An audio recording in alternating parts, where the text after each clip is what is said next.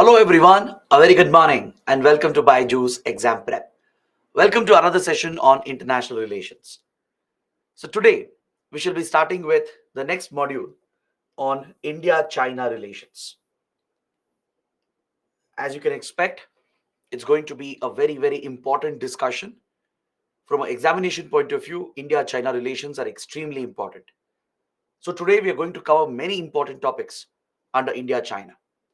But before we start, first let's take up the questions that were left from yesterday.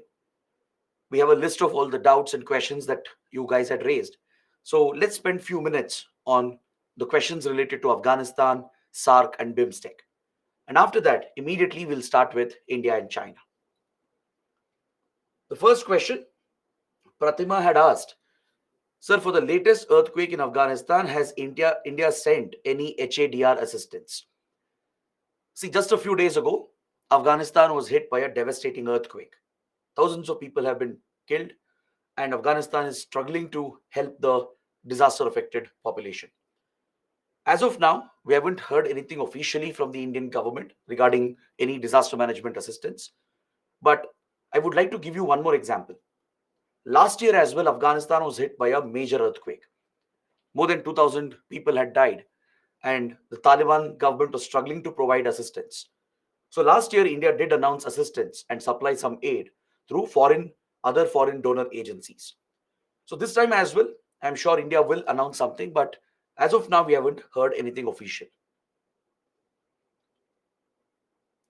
Next, Kamalesh had asked, Sir, India engaging and recognizing a brutal terrorist organization like Taliban, which is responsible for numerous inhumane actions, can result in a backfire and a new security crisis, just as it happened to the very breeder of the Taliban, the US, as well as Pakistan. How trustworthy is the Taliban in this regard?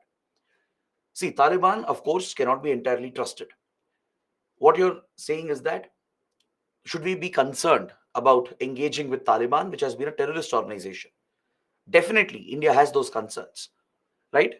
Especially if we have to deal with networks like Haqqani network, which has been a major terror group which has targeted Indian interests, right? Definitely, there are major concerns for India. But it wouldn't be correct to compare India's engagement with Taliban with the support that Pakistan had given to Taliban. We are not going to the extent of directly backing the Taliban regime. We just want to maintain basic relations in order to protect our interests. So, in that regard, I don't think we should be concerned about the strategy backfiring on India.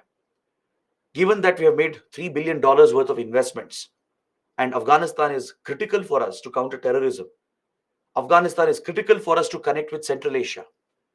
So, given this importance, it is ideal, it is pragmatic to connect with Taliban, maybe maintain some kind of basic relationship, not going to the extent of backing the Taliban regime. That is something India is looking at.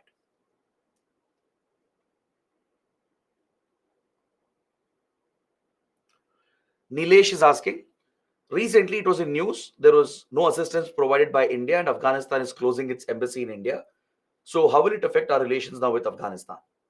I think Nilesh is referring to a recent development where the Afghan embassy in New Delhi has been shut due to lack of funds. And while shutting down, the Afghan embassy said that India didn't provide any assistance. Please understand, the Afghan embassies that are present around the world, including in India, these were all the embassies of the former civilian government. All right.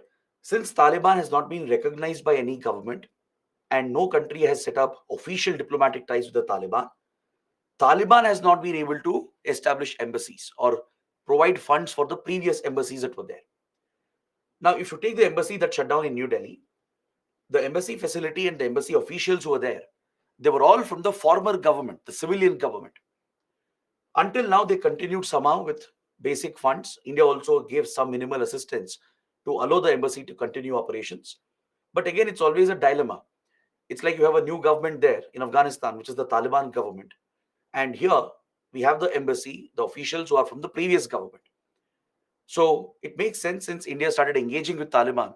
Obviously, we would have scaled down our interaction with the former Afghan diplomats. So without any funds available to them, they have shut down their embassy. So I don't see this affecting our relations. India has reopened the embassy in Kabul. Indian diplomats have been sent back. So that is enough for us to maintain the basic engagement we need with Taliban. So going forward, let's see what happens. Whether any government will recognize Taliban, right? Will Taliban be allowed to set up its own embassies? That remains an unanswered question.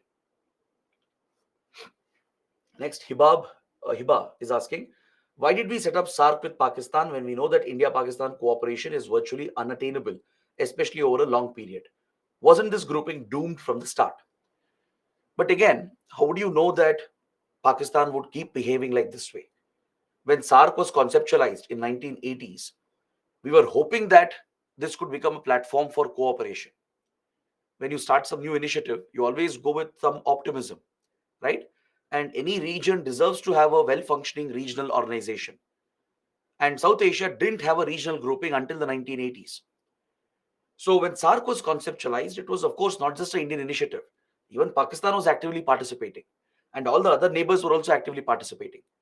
We hoped that it would be a success, but down the line, we noticed that Pakistan is just playing its own geopolitics and not allowing SARC to succeed. And we saw that it was deliberately blocking every Indian initiative to not allow India become the regional power. Right? But when we started, I don't think this could have been foreseen back in 1985.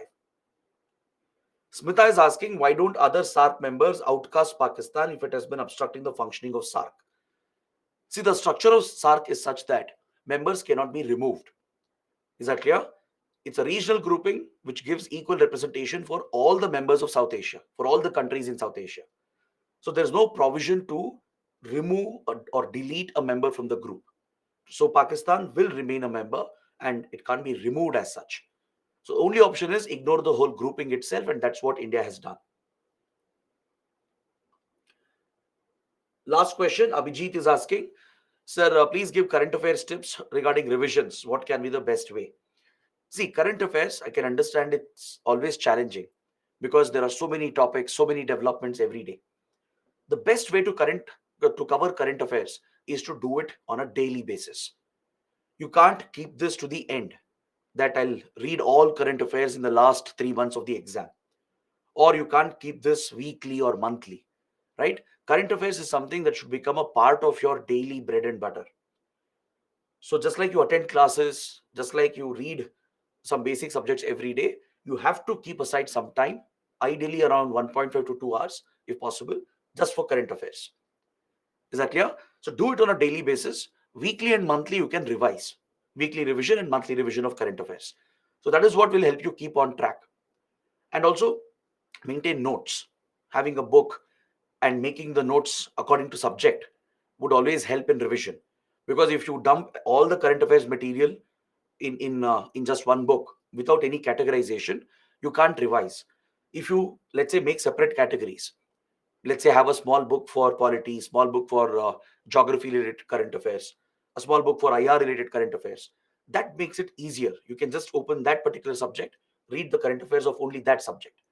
But it has to be consistent, it has to be on a daily basis.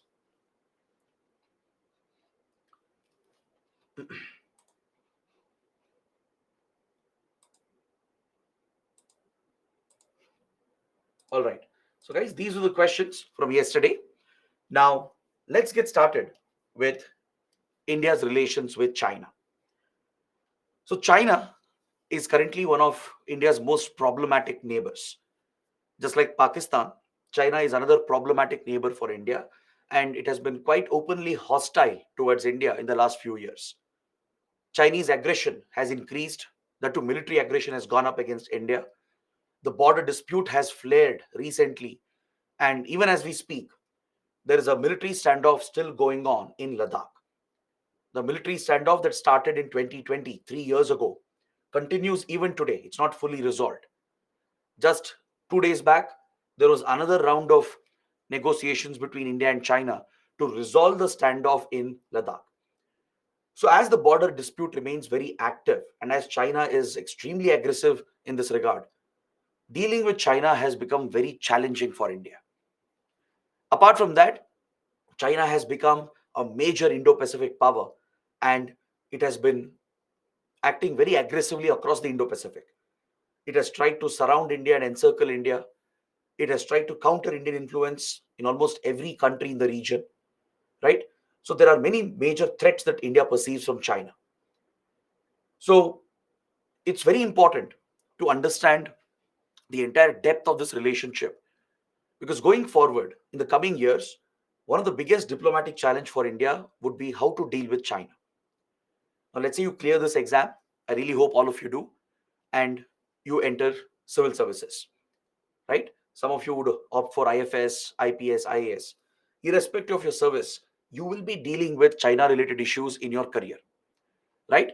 So, developing a in depth understanding of India China would be very, very essential, very, very important, given the challenge posed by China.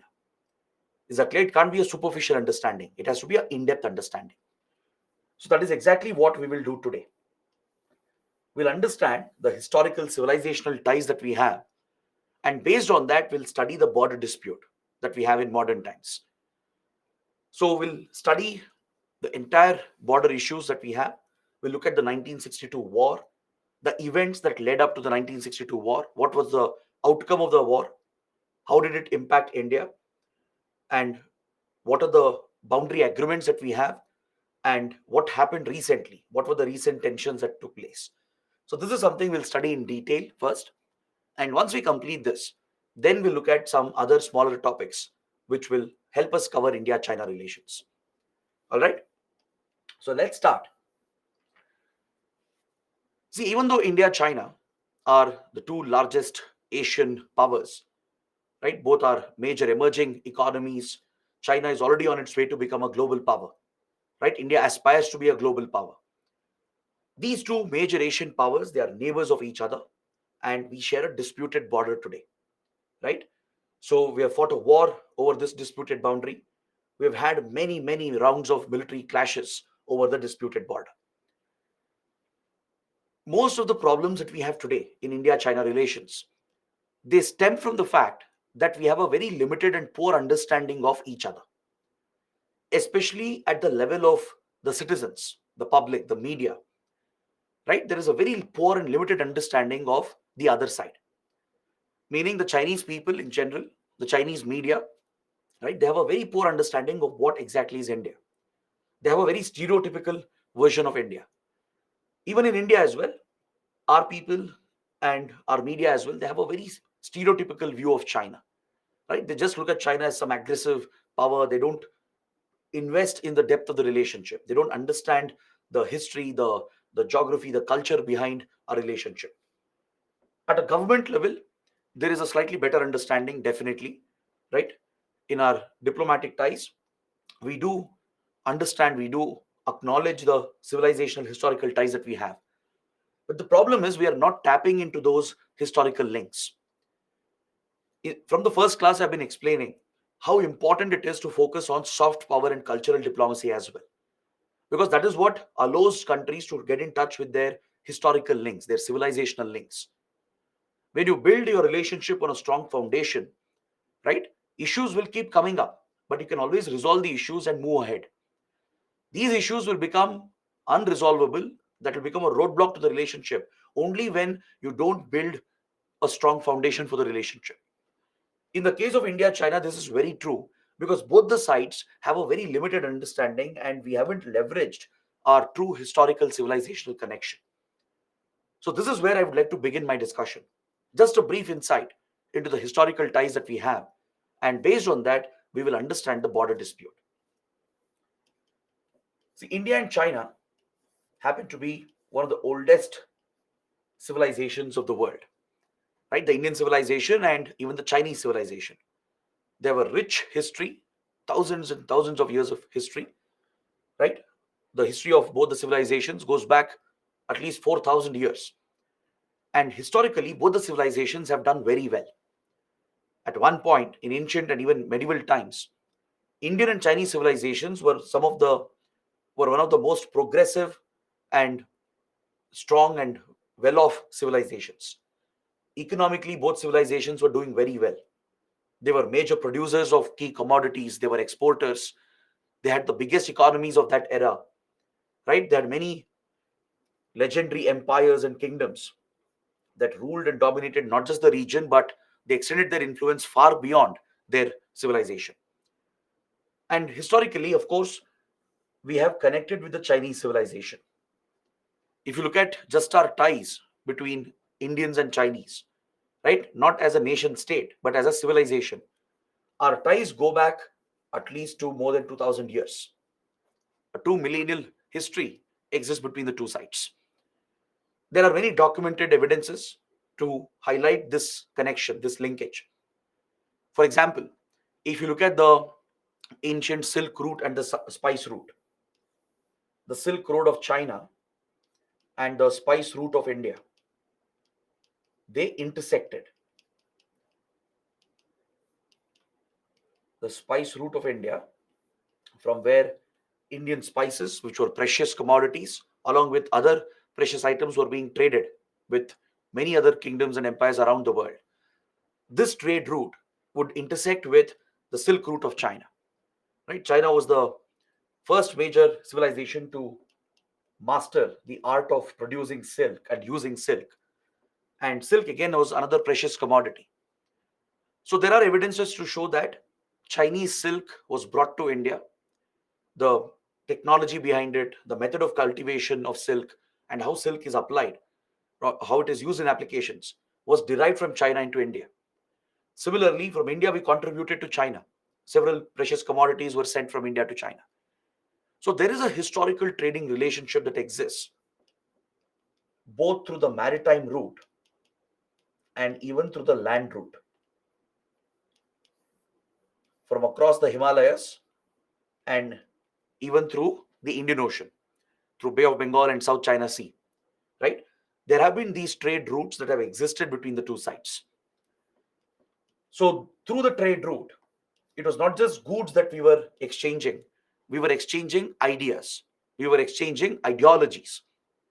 So Buddhism, which took root in India, would spread across Asia, going all the way till East Asia, and would reach China as well. Today in China, Buddhism is a major religion, right? And historically, Buddhism traveled from India to China.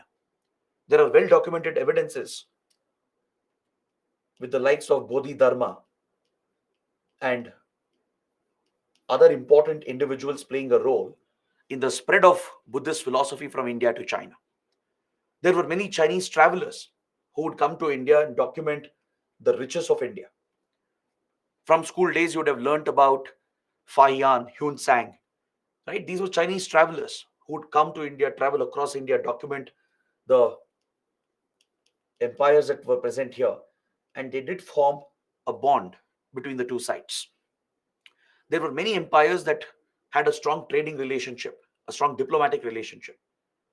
Even if you look at our epics like Mahabharata and Chanakya's Arthashastra, these epics also contain references to the Chinese civilization, which meant people in India were aware of the Chinese civilization. There was a connect, some kind of trade and some kind of cultural exchange definitely existed since ancient times. Is that clear? The Nalanda University in Bihar, in today's Bihar, one of the world's oldest universities, a center of learning for Buddhist studies and other key subjects. Nalanda was so popular that students from across Asia, scholars from across Asia would come to Nalanda to continue their studies and research. So, from China, from today's Japan, Korea, from Southeast Asia, students and scholars would come to ancient India to study at Nalanda, forming a direct cultural bond and providing for exchange of ideas between the two sides. So, no wonder China is also part of revival of the Nalanda project. India is leading an initiative to revive the Nalanda University, and China is one of the key sponsors, one of the key supporters of this project. Is that clear? So, the Buddhist Circuit initiative that we have been discussing in almost every class, where we leverage our Buddhist cultural heritage, applies for China as well, right? Other than that, we had several other kingdoms, especially in southern India, particularly the Cholas, the Tamil dynasties, such as Cholas and then Pallavas, then even in the Malabar region of today's Kerala, all these empires and kingdoms, they've had very strong ties with the Chinese empires back then. So, one of the most important historical links that exist between India and China is with the Cholas and the Song dynasty of China. This is quite fascinating. This part of history related to India China is very fascinating, and it gives you an insight regarding how the people of India China were interacting, were cooperating, were good friends of each other many centuries ago. Today we are bickering with each other, fighting with each other, but there are phases where we have worked together, cooperated with each other, worked as good friends. Between the Cholas and the Song dynasty, there was a very strong friendly diplomatic relationship. Is that clear? I hope you know that the Cholas were predominantly a maritime power. The Cholas who dominated southern and some eastern parts of India, they were predominantly a maritime power which extended its influence across Bay of Bengal, Indian Ocean, and all the way up till Southeast Asia. The Cholas were pioneers in shipbuilding technology, right? They would carry out campaigns as far away as today's Indonesia.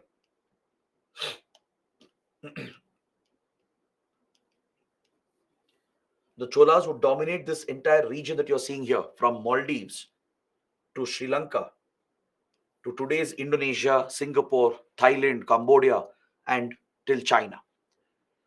The Cholas, they even fought many naval battles, legendary naval battles, where they defeated the Sri Vijaya Empire that ruled this part of the world, this part of Indonesia. If you guys have ever been to any Southeast Asian country, let's say you've been to Thailand, you've been to Indonesia, or if you visited Bali, the island of Bali in Indonesia, you find very strong Indian cultural influences present even today, right? From Hinduism to even Islam forms a strong connection between the two sides. You go to Malaysia, for example, right? And Indonesia as well. The Islam that is practiced here is very strongly linked with the version of Islam in India. Hinduism as well is a very strong bond from Cambodia to Vietnam to Bali, right, to Thailand. Across this region, you find very strong Hindu and even Buddhist influences. You look at our festivals, the idols, the gods that we worship, the food we consume, right, the culinary connections we have. There are remarkable links between the two sides. All right, the Cholas who dominated this region, they navigated through Malacca Strait. They would navigate through the Malacca Strait and reach South China Sea, and they would trade with the Song dynasty of China. Is that clear? This was a historical trading route from India to Malacca Strait via Bay of Bengal, then from across Singapore to South China Sea to China. This was a trading route. The Song dynasty also used to send its ships to exchange goods with the Cholas. All right. And apart from the trading relationship, they even cooperated in sharing naval technology, that is basically shipbuilding technology. They would even counter common security threats, especially near Singapore in Malacca Strait. Piracy was a major threat back then. Many pirates would operate here, targeting the ships that would be carrying precious cargo, and it was disrupting the trade between the Cholas and the Song dynasty. So the navies of both the sides, they launched joint operations back then to target piracy. Now, in many ways, isn't this like a modern diplomatic relationship? Right? In today's world, with a friendly country, we share naval technology. Right? We work together in the maritime domain for maritime security. We counter piracy and other threats in the seas. Such a relationship existed hundreds of years ago between Cholas and the Song dynasty. Right? So there are many more links which serve as evidence to prove my point. Historically, we have been good friends. We have worked with each other without the enmity, without the hostility. You go to Kerala, for example, along the Malabar coast, you find a unique fishing technique which is used, the Chinese fishing nets, right? If you've been to Kochi or any major coastal city or town in Kerala, you will see the Chinese fishing nets. This was directly from China, and this represented technology, a trade in technology from China to India, right? So there are many, many such links. You go to Cambodia, for example. Cambodia has the world's largest Hindu temple, the Angkor Wat temple complex, right? Vietnam has Buddhist and Hindu influences that dates all the way back to the Indian civilization. So what I'm saying is that across this region, the Indian and Chinese civilizations both were equally dominant, and at the same time, they were cooperating with each other without getting into conflicts. Now, today, there's no reason why the two major powers cannot cooperate and work together, right? This need not be a hostile relationship. This need not be a relationship based on enmity, tensions, and clashes, right? If these two empires could thrive, if the civilizations itself could connect and thrive without challenging each other, without threatening each other, then definitely there is hope for India China relations in the future as well. Generally, in Indian media, we just read negative news, right? Where China is projected as just the enemy number one, as a very aggressive, mindless power, right? Even in China, there is a very stereotypical vision of India. The Chinese media, especially, they are notorious, right? They have a very poor understanding of what is India. They project India as a third world poor country, right? Which is completely unhygienic. Such stereotypes exist in China, right? Same in India as well, right? We look at the Chinese as extremely aggressive, always looking to build enmity. That need not be the case. This is all because the perceptions have been created. The perceptions have persisted for many decades, and we all believe that this is the only version of the relationship.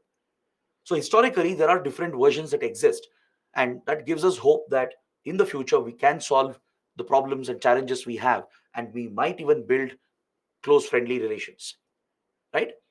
But again, today's China is very different, right? The PRC, the People's Republic of China, the communist state, which is ruled by the Communist Party of China.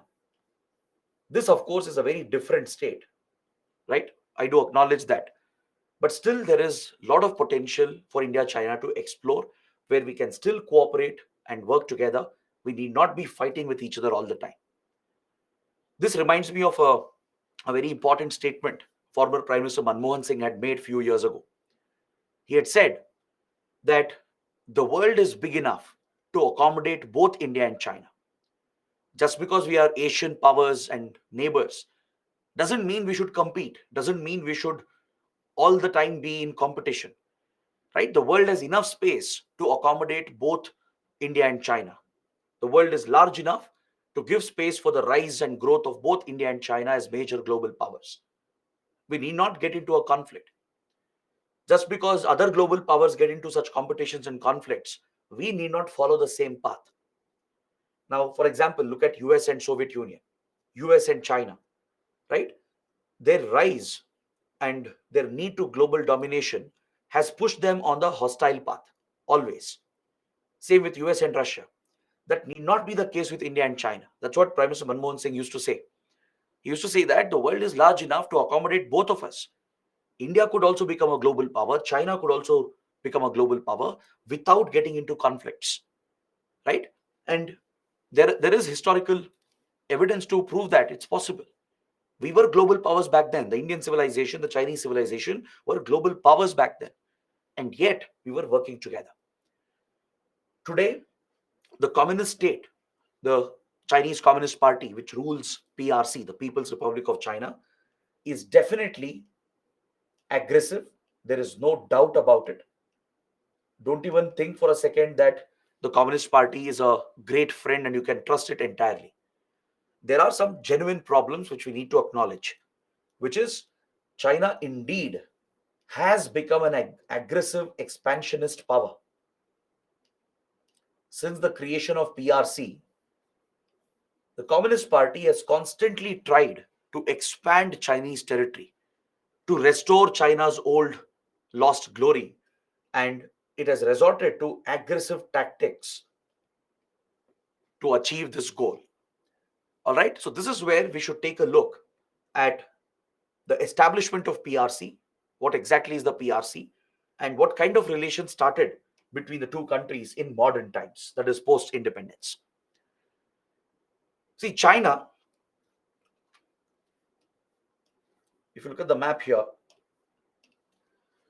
before 1947, that is, before India's independence, China looked very different on a map. See, this here is India, this here is the Kingdom of Tibet before China annexed it. This here is Xinjiang, part of Xinjiang at least, which was also a separate state of its own, and the rest of it was China. If you look at, let's say, 1800s, 1900s, if you look at the last 200 years, so before 1947, this was China. It included today's eastern parts of China, central China, and some parts of western China. This China that you're seeing here in the map, this was ruled by the Republic of China. The Republic of China was the Chinese state, ruled by a party called the Kuomintang. It was a political party, the Kuomintang political party.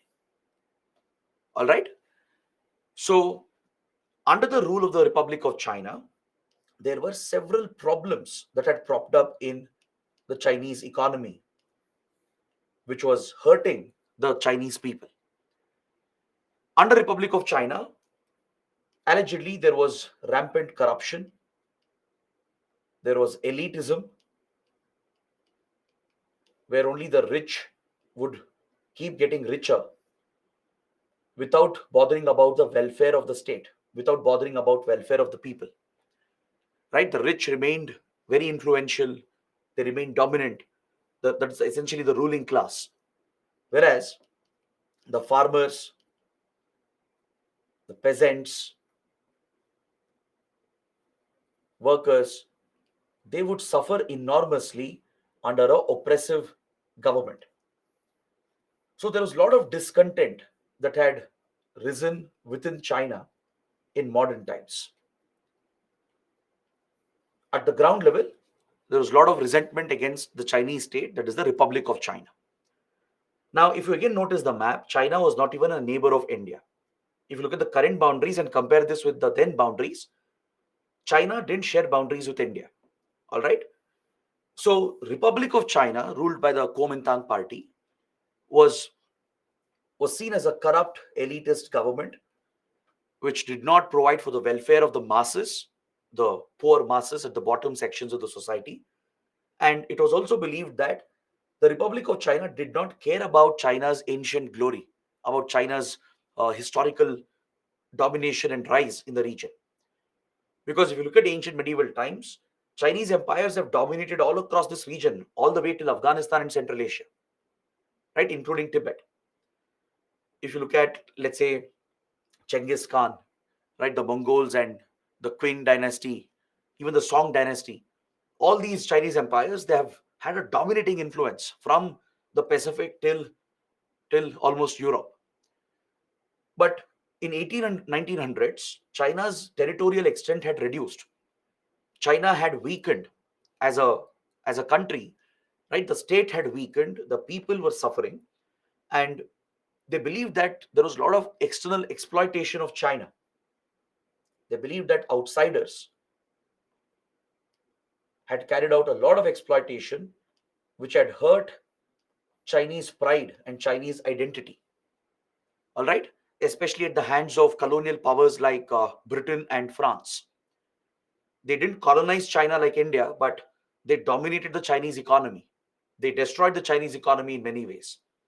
Then Japan. Japan was a notorious imperial power back in those days. Japan had committed brutal atrocities against the Chinese. Throughout history, Japan has committed mass atrocities against China, even today. Right? In China, Japan is hated for what their ancestors had done. So, the general Chinese population, they felt that Their government didn't care about them. It was a government of the rich and the elite. There was no welfare happening. And they felt that their identity had been compromised. They felt that the government didn't care about restoring China's ancient glory, right? So when these sentiments prevailed in 1900s, that is when the Communist Party rose to power. The Communist Party established itself in 1921, and later, under the leadership of Mao Zedong, the founding father of modern China, the Maoist movement, the Maoist movement took root, which would lead to the Chinese Civil War. Understood? Mao Zedong, the communist leader, he laid the foundation for the Maoist ideology, the Maoist doctrine. He said that a state that does not care about the poor should be thrown out. A state which does not care about farmers, peasants, and workers should be thrown out through a violent uprising. This is nothing but your Naxal ideology. The Maoist movement that you see in India, also called Naxalism, right, is inspired by the same philosophy. That's why it's called Maoism. It's the doctrine, the philosophy of Mao Zedong, of the Communist Party of China. So Mao Zedong insisted that the masses should carry out an armed rebellion against the state. If you're unhappy with the state, he urged the masses to organize and lead an armed struggle to throw the state out, to overthrow the state, and to capture state power.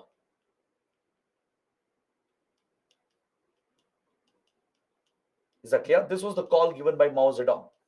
He said this is the only approach. If you want justice, if you want welfare, if you want progress, if you want your pride and identity to be restored, Mao Zedong said the masses have to rebel. They have to take arms against the state, and he brought the farmers, peasants, workers together to lead this mass uprising, which triggered the Chinese Civil War that lasted from 1930s to 1940s. Is that clear? So this civil war was essentially between the Communist Party, which started gaining territorial control. The Maoists, they would expand their war, their rebellion, and they started capturing territory from the east. The government, which was seen as the nationalist government, the Republic of China, ruled by the Kuomintang party, held the rest of the territory. Now, here in these maps, you can see the changes that would happen. Gradually, as the civil war progressed, the Communist Party of China increased its territorial control. The Maoists fought back against the Chinese government, the Republic of China, and they were throwing out the Chinese state. And they succeeded in the civil war. And you can clearly see how the Communist Party established complete dominating control, and it threw out the Republic of China. The Kuomintangs, right, who supported the Kuomintang party, they were thrown out of China and cornered into this small island here called Taiwan. This is the origin of your China-Taiwan dispute, which you read about in current affairs. All right, this is how the Communist Party captured mainland China. So mainland China entirely came under the territorial control of the CPC, the Communist Party. The Communist Party won the civil war. It defeated the Chinese government, the then Republic of China, threw out the Kuomintangs to Taiwan, and it established complete territorial control, and then formed the modern Chinese state, which you know as PRC, the People's Republic of China. That is how the PRC was formed in the year 1949. 1949, the civil war came to an end with the victory of the Communist Party and the defeat of the Kuomintangs. All right. So since then, China, that is the PRC, has claimed to be the legitimate and sole representative of Chinese territory. China says there is only one China. There's only one Chinese territory and one Chinese government. It does not recognize the Republic of China in Taiwan, the Kuomintangs in Taiwan, and it claims complete sovereignty over Taiwan as well. It exists even today.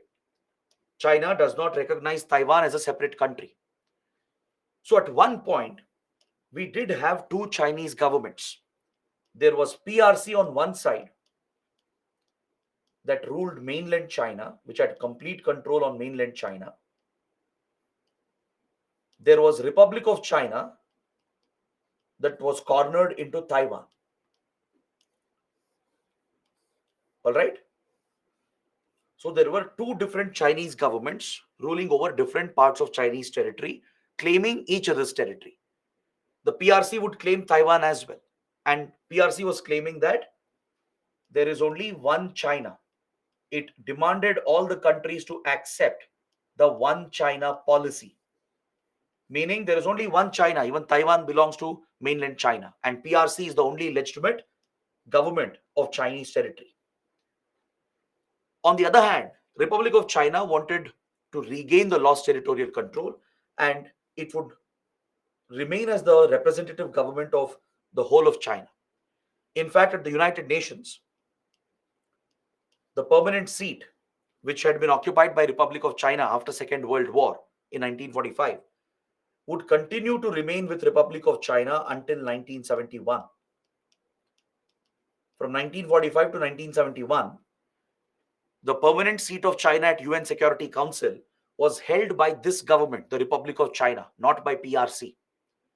It was only after 1971 that PRC took over the permanent seat. Is that clear? Now, why am I telling all this? Why is this history relevant for us? This is very relevant because, one, it shows the aggressive rise of the PRC. If you look at the birth, the origin of PRC, its ideology itself is inherently violent. Mao Zedong, he laid the foundation for an aggressive, violent ideology. He believed that the only way to protect your rights and your interests is by resorting to violence. And this is the ideology that drives the Communist Party even today, which is the Chinese state, the PRC. The PRC is ruled by a single party, right? It's an authoritarian communist country. There is no democracy, no fundamental rights, no elections. There is one single party, which is your Communist Party, and its very foundation, its foundational ideology is Maoism. It's rooted in violent ideology. It's rooted in aggressive expansionism. Mao Zedong said he'll restore China's lost glory. He'll fight the outsiders. And this is what explains China's aggression even today. In that regard, China is a very insecure power due to the historical exploitation it has faced from outsiders, right? It has become a very insecure power and acts like a bully. It lashes out and retaliates against anyone who even raises a question on Chinese territory and sovereignty. So, right from its establishment, the PRC started displaying this aggression against all the neighbors. The PRC was not satisfied with winning the civil war. It was not satisfied with just defeating Republic of China. It wanted more. It wanted to bring back the glory of China, the ancient glory, control territories from the Pacific till all the way till Central Asia and beyond, almost till West Asia. So this is what drove the CPC to occupy Tibet and these parts of Xinjiang by 1950. Immediately, China became an expansionist power, and this was done through aggression, through military aggression. The independent kingdom of Tibet was annexed in 1950, and this is how China became our neighbor. This border, the Himalayan border, right, that the British had left behind for us, was the border we shared with the kingdom of Tibet, not with China. We had no boundaries with mainland China. But in 1950, when the PRC annexed Tibet and occupied it, immediately China became our Himalayan neighbor. That's why I told you in previous chapters that Nepal, Sikkim, and Bhutan, they were extremely concerned and worried. They were alarmed about China's aggression and expansionism. It would expand towards Central Asia as well by capturing these territories towards Xinjiang, and thus it became a very large, powerful country. It would insist Other countries recognize the one China policy, recognize that there is only one Chinese territory, right? Taiwan is not independent, and recognize that there's only one Chinese government, which is the PRC. So most countries today, majority of the countries have accepted one China policy. That is why Taiwan is not a country. Most of them, they do not have official diplomatic ties with Taiwan. They have ties only with PRC, the People's Republic of China. If anyone tries to set up ties with Taiwan, China will retaliate. China is very protective and aggressive about this. All right? Its ambition, its goal has always been to merge Taiwan into Chinese territory. It claims sovereignty over it, and it has openly stated that someday it wants to occupy Taiwan and bring it under China's full control. All right? So today, democracy has taken root in Taiwan, even though it's not an independent country and no one recognizes it as an independent country. It is a thriving economy. It's a leading manufacturing powerhouse, right? It's one of the lead powers with regard to semiconductor manufacturing and electronics and other technologies. So Taiwan is today the opposite of PRC. If PRC is authoritarian communist state, Taiwan has become a progressive democratic state. All right. So India, when the PRC won the civil war, right? India was one of the first Asian countries and first non-communist country to recognize the PRC as the legitimate government. This is where our modern relations begin. India was one of the first non-communist Asian country to recognize the PRC as the legitimate government of mainland China. Now, why did we do this? Because India wanted friendly ties with all the countries in the region. And we also empathized with the Chinese people. In a way, their civil war had a lot of similarities with our freedom struggle. All right. The difference was ours was a non-violent freedom struggle largely, whereas China's civil war was extremely violent under Maoist ideology. But India saw that the people of India and China had suffered similar consequences, being exploited by outside powers, great civilizations being destroyed by colonial exploitation, right? So we empathize with the struggle of the Chinese people, the way in which the masses of China had struggled, just like the masses of India. So we connected on these lines, even though we didn't agree with Maoist ideology. We have never accepted Maoist ideology, which is violent and aggressive. But we did understand why the PRC or why the Communist Party had to resort to violence to snatch power. So when PRC was formed in 1949, India became one of the first major powers to recognize the PRC as the legitimate government. All right. So we accepted the one China policy in the interest of building good relations with China. We need to work with these like minded countries. That's what India believed, as India wanted to champion a neutral ideology in a Cold War era. We wanted to work with all African and Asian powers to ensure that we stabilize the world, we reduce the tensions. After the Second World War, the world had been divided and destroyed, right? And new rivalries were starting. So, in that era, India was championing a new ideology, remaining neutral, remaining non aligned. And we had decided to work with African and Asian countries and all former colonies to lead this ideology. So, it was in our own interest to build good ties with China, irrespective of whoever came to power. So, driven by this need, we recognized the PRC and accepted the One China policy, which means even today, India has no relations with Taiwan. No official diplomatic relations exist between India and Taiwan. Is that clear? Not just India, most countries in the world, except for some island countries here and there, 90% of the countries in the world have accepted one China policy, that there is only one China. None of them recognize Taiwan. None of them have official ties with Taiwan. And they recognize only PRC as the legitimate government. Understood? However, we do have strong economic and cultural ties with Taiwan. We manage this relationship through cultural and economic offices that exist in both India and Taiwan. We have a very strong economic relationship. We have a lot of exports and imports between India and Taiwan. We have very strong cultural ties as well. So Taiwan has an office in Delhi. It's not an embassy. India also has a cultural and economic office in Taiwan, in Taipei, but it's not a embassy of India. So it means we do not have official diplomatic ties. We have accepted the One China policy and recognized PRC as the only legitimate government. Is that clear? So, as expected, close relations started growing between the two sides. Right? The recognition India had given was well received by the PRC and friendly ties started developing. But then immediately we saw that China displayed its aggressive behavior by annexing Tibet, by annexing parts of Xinjiang. So overnight, China became India's neighbor. It became a Himalayan country sharing borders with India from Ladakh to Arunachal Pradesh, sharing borders with our other neighbors like Nepal, Sikkim, and Bhutan, right? Because don't forget, Sikkim was an independent country. It joined India much later.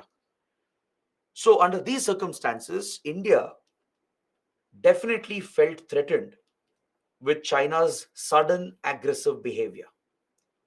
See, now it is easy to look back and say that China is an aggressive power and its aggression comes from its Maoist ideology, right?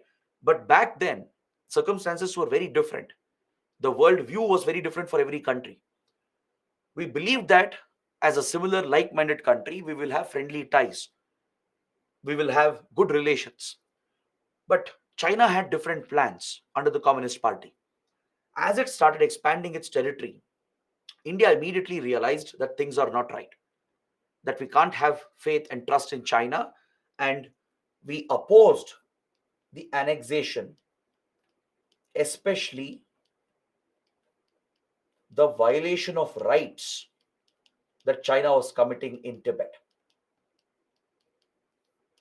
The then Nehru government expressed its displeasure regarding the violent annexation of Tibet and the human right violations being carried out against Tibetan Buddhists. So this angered China.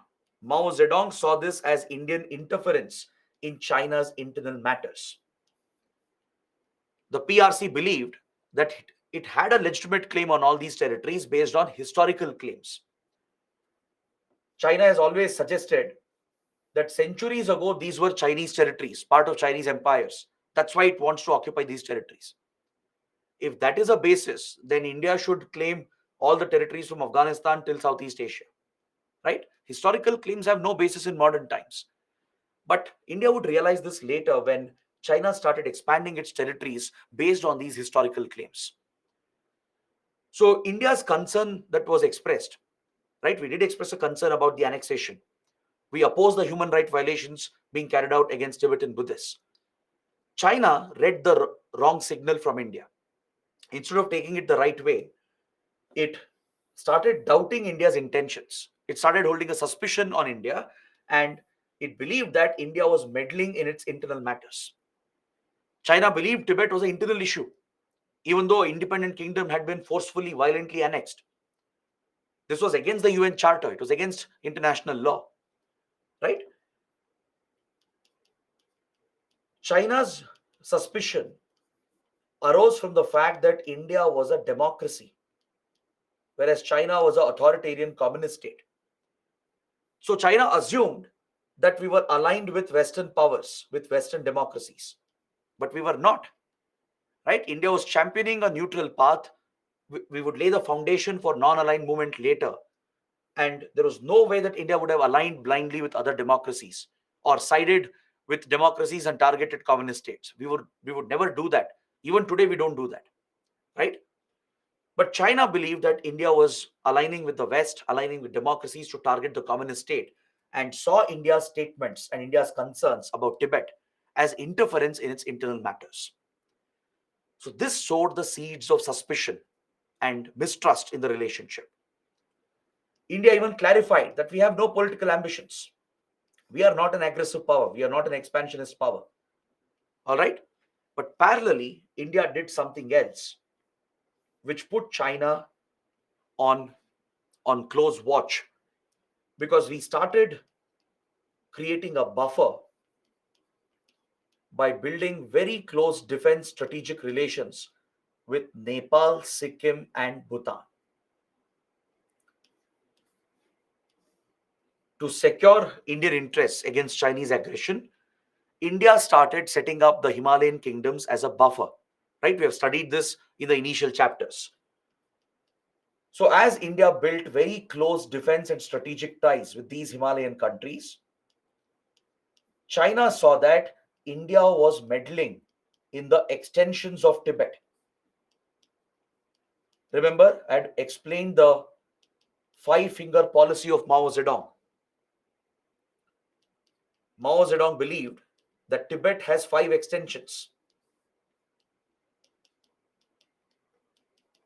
He believed that Tibet has five extensions, just like the palm of your hand has five fingers. These five extensions are nothing but Nepal, Sikkim, Bhutan, and Ladakh and Arunachal Pradesh. All right, so Mao Zedong insisted that if China has to have permanent control on Tibet without any problems and interference, then he suggested that China should meddle in the five extensions of Tibet. China should destabilize the five fingers, that is from Ladakh to Nepal, Sikkim, Bhutan, and Arunachal Pradesh. If they are destabilized by China, right, then Tibet will firmly remain under Chinese control. This was a strategy that was advocated by Mao Zedong. So China got deeply interested in these Himalayan regions. And as India got closer to these Himalayan countries and secured our positions in Ladakh and Arunachal Pradesh, China started looking at India with greater suspicion. So, this relationship, which actually started on a positive note, initially in 1949, it had indeed started on an optimistic note. But very soon, the relationship was affected because of Chinese aggression primarily and because of India's position on Tibet. Is that clear? In 1954, to address this suspicion and to reduce some of the tensions that were arising, the Panchashil agreement was signed between the two sides. The five principles of peaceful coexistence. It was championed by Prime Minister Nehru from the Indian side and Chinese Premier Zhou Enlai on the Chinese side. These two leaders tried opening a new chapter in the relationship by trying to resolve the differences and by promising to each other that we will not meddle in each other's internal affairs. The Panchshil principles, they are inspired by Buddhist philosophy, which binds India and China. So under the Panchshil, we adopted five principles of peaceful coexistence so that we could coexist peacefully as good neighbors of each other. We promised under the Panchshil that we would respect each other's integrity and sovereignty. We would respect the borders. We would not threaten each other. We would not be aggressive against each other. We would not interfere in the internal matters. And any issues, if there are present, we promise to resolve them through talks and negotiations and not through aggression. So, this was the essence of the Panchshil agreement. So, an attempt was made to repair the damage which had happened in the relationship. But, however, the Panchshil did not hold for a long time. It ended as a failure because very soon the border dispute would escalate and would completely damage the relationship. Even though the attempt was made and the agreement was signed, very quickly the Panchshil agreement broke apart. The principles broke apart because neither side would abide by the commitments of the Panchshil. It all started with Chinese aggression and China's acts against India, which led to a series of escalatory steps from both the sides that would culminate in the 1962 war. All right? In 1954, when the boundaries were still not very clear between India and China, the Aksai Chin issue was raised because of China's actions in the region. See, in 1947, when India became independent, we inherited the British boundaries. correct? The British era boundaries, which were there between British India and the Kingdom of Tibet. These boundaries were inherited by India. The same boundaries we inherited with regard to Nepal and Bhutan as well, right? So India was always under the assumption that this would remain the international borders. And also, there was no clarity in some areas of Ladakh and Arunachal Pradesh regarding where exactly the boundary lines exist. But as China became our neighbor in 1950, we didn't realize that China is going to challenge the validity of these British era boundaries. All right. So once China raised its dispute, once it said that we don't recognize British era boundaries, and once it started violating India's perceived borders, that is where the tensions and the problems began. It all started in Aksai Chin. Until 1954, we hadn't seen a major border escalation. Of course, both sides were worried as to what would be the border. There was no clarity as such. But in 1954, the first aggressive step was taken by China unilaterally, where it tried to construct a road on its own in Aksai Chin, which is claimed by India as part of Ladakh. India believes that Aksai Chin is part of the then princely state of Ladakh. So when Ladakh and Jammu and Kashmir merged with India, obviously India believes that Aksai Chin, which is an extension of Ladakh, should be a part of India. But China had other plans. For China, Aksai Chin was strategically very, very important after 1950. And it started constructing a strategic road through Aksai Chin. Parallelly, India had published the new political maps that clearly showed Aksai Chin as Indian territory. To clarify our boundary positions, we had published our official maps showing Aksai Chin as Indian territory. But despite India claiming the territory and India having historical basis as well to claim the territory, China had unilaterally violated our borders and perceived sovereignty, and it had started constructing a road, a strategic road through Aksai Chin. So obviously, India objected to the road construction. India objected to the road construction activity in Aksai Chin, and China rejected the maps of India. So both the sides escalated the issue very quickly, and it became clear that the border issue is not going to be so easy to resolve between the two countries. Right? China rejected the new maps, the claims of India over Aksai Chin. India opposed the construction of the road, and this triggered the initial set of border clashes and protests between the two sides. The Indian army, which had a minor presence in the Aksai Chin area, near the Aksai Chin area, they would oppose the road construction which was being carried out by the PLA, the People's Liberation Army, and Indian Army got into these minor clashes that happened in Aksai Chin, near the Ladakh Aksai Chin area, triggering the first border tensions between India and China. Is that clear? I'll show you the map. I'll explain where exactly these boundary disputes exist. Then, as the Aksai Chin issue escalated, China deliberately put more pressure on India by opening a new front towards the eastern side of the border, that's towards the McMahon line. This is the boundary between India's Arunachal Pradesh and Tibet. So India was under the impression that China's claims is only towards the west, towards Ladakh. Right? We firmly believed Arunachal in the east is entirely Indian territory. It had become an integral part of India. There's no doubt about it. But China had a different perception. It suddenly questioned the validity of McMahon Line, which had been signed and established under the Shimla Convention of 1914 between the then British India government and the Kingdom of Tibet. The Tibetan Kingdom,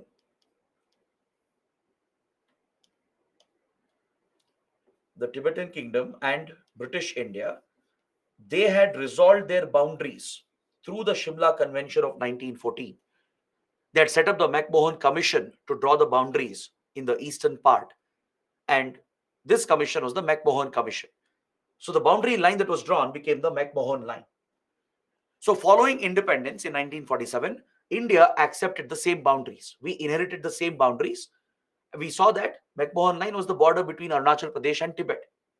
But now China, which had annexed Tibet, started challenging the validity of McMahon line and dismissed this boundary, saying that neither India nor China were party to the Shimla Convention. Meaning the Shimla Convention and the agreement on McMahon line was between two different governments. Neither the modern Indian state nor PRC were party to these negotiations. So, on these grounds, China rejected the McMahon line and started referring to Arunachal Pradesh as its own territory. It started calling Arunachal Pradesh as South Tibet, as a southern extension of Tibet. Now, this was unacceptable to India. India rejected these Chinese claims, and we realized what China was doing. It was deliberately opening new fronts against India because China's primary interest was always Aksai Chin. For China, building this strategic road in Aksai Chin was of great significance. At any cost, China wanted control over Aksai Chin in the Ladakh sector. So, as India objected to it and claimed Aksai Chin, right, China opened a new front deliberately to put pressure on India and to instigate India. It challenged the validity of McMahon line and disputed our claims and said that neither India nor China were party to Shimla Convention, so we have to renegotiate the boundary. It claimed the whole Arunachal Pradesh to itself and started calling it South Tibet, which was rejected by India. The Chinese strategy was to put pressure on India, put India on the back foot, and then propose an exchange. They even proposed this idea later. In mid 1950s, after all these escalations happened, China proposed an exchange, saying that if India gives up Aksai Chin, if we give up Aksai Chin without questions, China will give up its claims over Arunachal Pradesh. This was an exchange proposed by China. Now, there was no way that India could agree to this because both were clearly Indian territories that we inherited from British India. Now, just because China was claiming them and proposing an exchange, India couldn't agree to that. It's not as if China was giving one part of its territory and asking for another part of Indian territory. That would be a true exchange. This was not even a true exchange because both Aksai Chin and Arunachal Pradesh were Indian territories. Now look at the audacity of China. It challenged our own sovereignty, claimed both our territories, and saying we are offering an exchange. This is not an exchange. Both Aksai Chin and Arunachal Pradesh are Indian territory. But China's plans were very clear. Because of its obsession with Aksai Chin and how important Aksai Chin is to China, it opened these new fronts, putting pressure on India across the border and raised this issue with Arunachal Pradesh as well. And this would cement China's position in Tibet. Because in Arunachal Pradesh, you have an important location called Tawang, right? If you remember the China-Bhutan border dispute, we discussed the Doklam dispute. In that topic, I showed you some maps. I showed you the Tawang region in Arunachal Pradesh. Tawang has always been very important for China because Tawang is home to important Buddhist monasteries, which play a big role in Tibetan Buddhist politics. You have the Gelugpa Buddhist monastery in Tawang, which is one of the major stakeholders in Tibetan politics. So China has always been interested in Tawang, and it scaled up its claims in Arunachal Pradesh as well and then offered a proposal to exchange the territories. So this was rejected outright from India. All right. So as you can see, tensions were escalating from 1954 all the way till 1959. Now, let me show you the map and explain the nature of this border dispute. I know it's an old map, but the purpose here is to understand the nature of the boundary dispute by using the map that shows all the correct regions, right? You can see the POK region, Pakistan occupied Kashmir.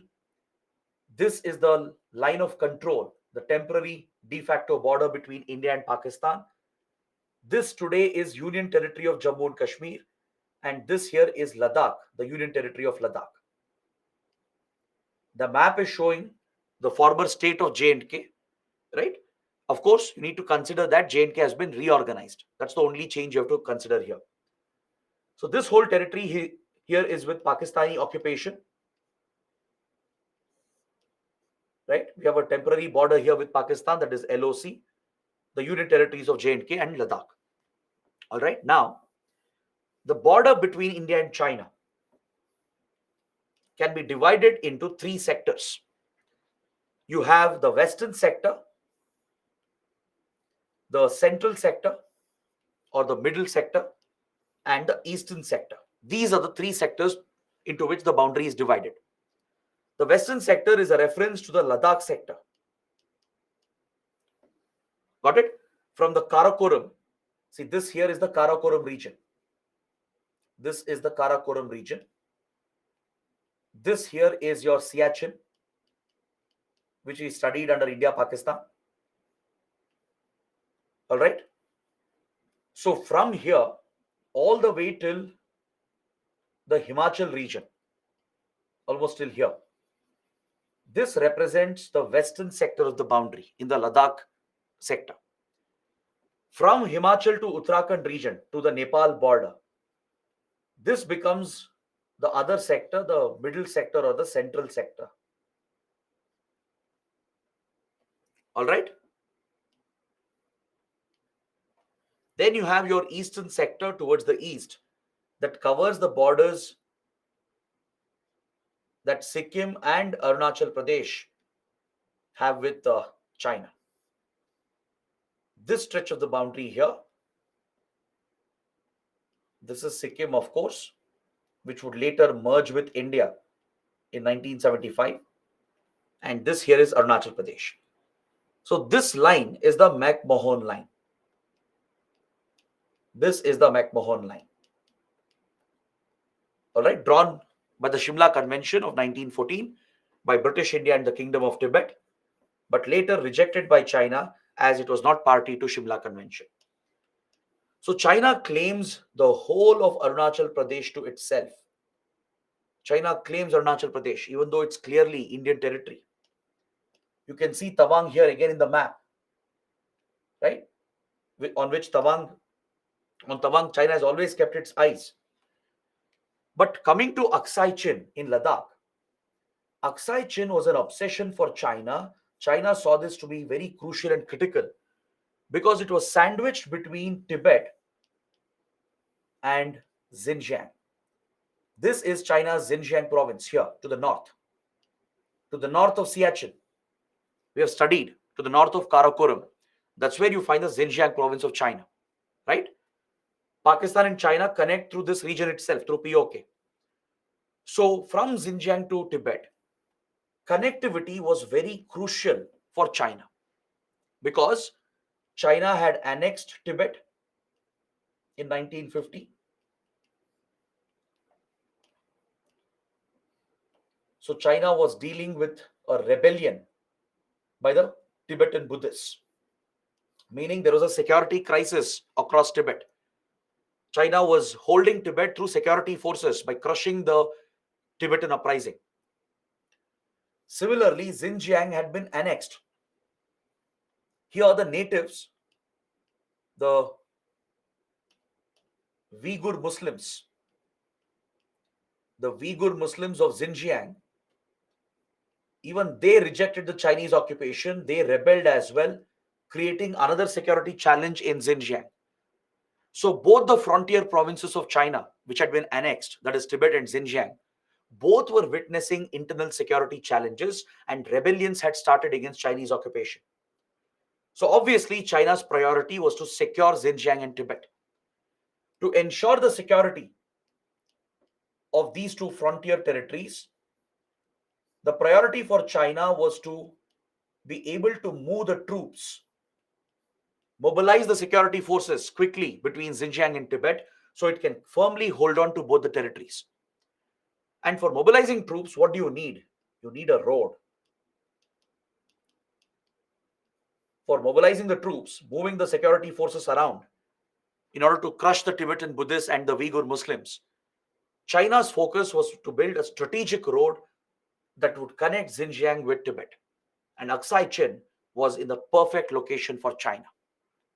Is that clear? You might ask, why can't China bypass Aksai Chin and build a road? See, this is a more convenient route. It's a more easier way to connect Xinjiang and Tibet. So strategically, it made sense from China's perspective to claim this area and build a road to connect Xinjiang and Tibet. And also historically, China does have a claim on Aksai Chin. Meaning historically few Chinese empires, they did rule over this region, which included parts of Aksai Chin.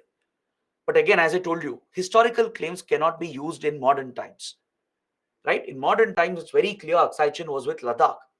It was part of the princely state of Ladakh and it merged with India. The British boundaries, which were drawn here, right? That is exactly what India is claiming. And India's stand is perfectly correct in this regard. You can't make historical claims from thousands of years and claim territory. As I told you, if India starts doing that, then a large part of Asia would become Indian territory, right? You can't do that. But that is China's behavior. As an expansionist, aggressive power, it has always tried to claim new territories. And now that it annexed Xinjiang and Tibet, it was struggling to keep it under control.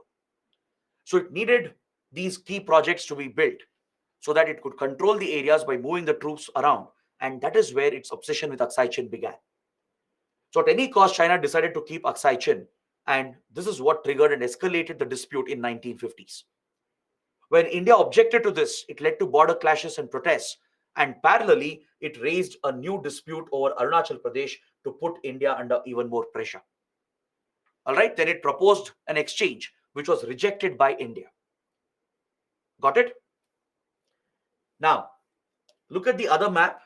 There are some locations I would like to highlight, and after that, we'll discuss the developments that took place in 1950s and 1960s.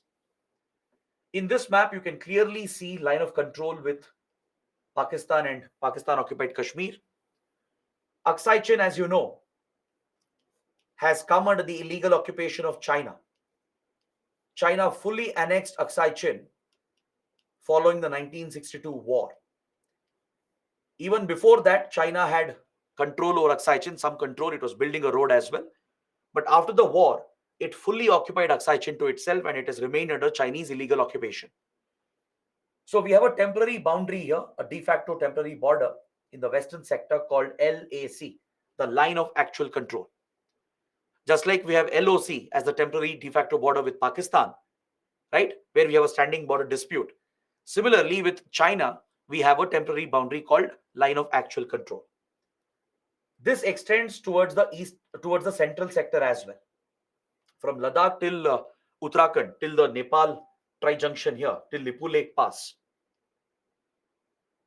This is seen as line of actual control, LAC. Technically, this is where LAC is supposed to end. All right, from the Karakoram till the Nepal border, Uttarakhand Nepal border. This whole stretch of western central sector is called LAC. But of late, both India and China have started referring even to the eastern side as LAC. Even this side is popularly referred to as LAC itself. It's still fine.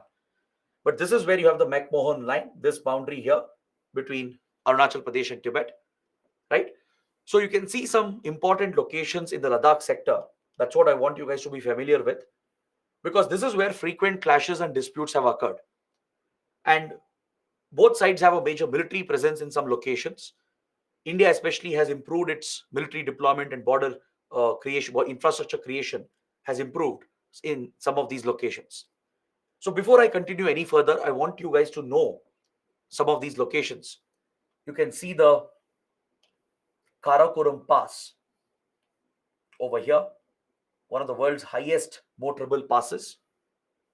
You can see the strategic Siachen Glacier, which we studied in detail under India-Pakistan. You can see DBO, Daulat Beg Oldi, a major border point between India and China in the Ladakh sector. The Daulat Beg Oldi region is the last border point that we hold. We have a major military presence. We even have an airfield at Daulat Beg Oldi. This whole area has been occupied. This is the Aksai Chin that China has captured from India. Now, on the other side, you can see the Depsang La Plains. The Depsang La Plains over here, Raki Nala over here. All these are important locations. You can also see the town of Leh, which is the capital, the kind of headquarters, district headquarters of Ladakh. You can see the Chushul sector, right? Then you can see the famous Panongso Lake, the strategic Panongso Lake, which is shared between India and China. You can see the Spangnur Gap right over here. All right, Spangnur Gap and Chushul sector are very important locations. Then you can see the Shipkila Pass towards Himachal Pradesh, and you can also see Demchok right over here. Demchok and Chumur. So all these are very vital locations. We also have the Galwan River Valley right below Depsang Plain, between Depsang Plains and the Chushul Spangnur Gap. Between that, you have your Galwan River Valley where the latest clashes took place. So these locations are the major forward locations today, right? This is where the temporary boundary exists. And across these locations, multiple clashes and incursions have taken place. Multiple border clashes have occurred between Indian Army and the PLA. There have been many incursions from both the sides where Chinese troops enter Indian territory or Indian troops might have crossed into Chinese territory, leading to the escalation of tensions that affects the relationship. All right. Even in the eastern sector towards McMahon Line, towards Tawang, there have been Chinese incursions into Indian territory. All right. So even here tensions have increased. And towards Sikkim, as we studied under Doklam dispute, towards the Natula Pass over here. See, this would be your Doklam towards Bhutan. This would be Doklam, that's Bhutan's territory that led to the Doklam dispute in 2017. And this would be the Natula Pass, the strategic Natula Pass of India that connects Sikkim with Tibet, right? So even here towards Natula, there have been many incursions and clashes between the two sides. Now you have to be familiar with these locations. They are always mentioned in news. Repeated incursions or incidents keep happening here. Even the negotiations we are having is related to some of these locations itself. So in prelims, map-based questions can come from here. You should be prepared for it. All right. In mains as well, if there is a detailed question on the border dispute, you should be able to name some of these locations. As a UPSC aspirant, you're expected to be familiar with these forward locations. All right. Now, let's see what happened after this.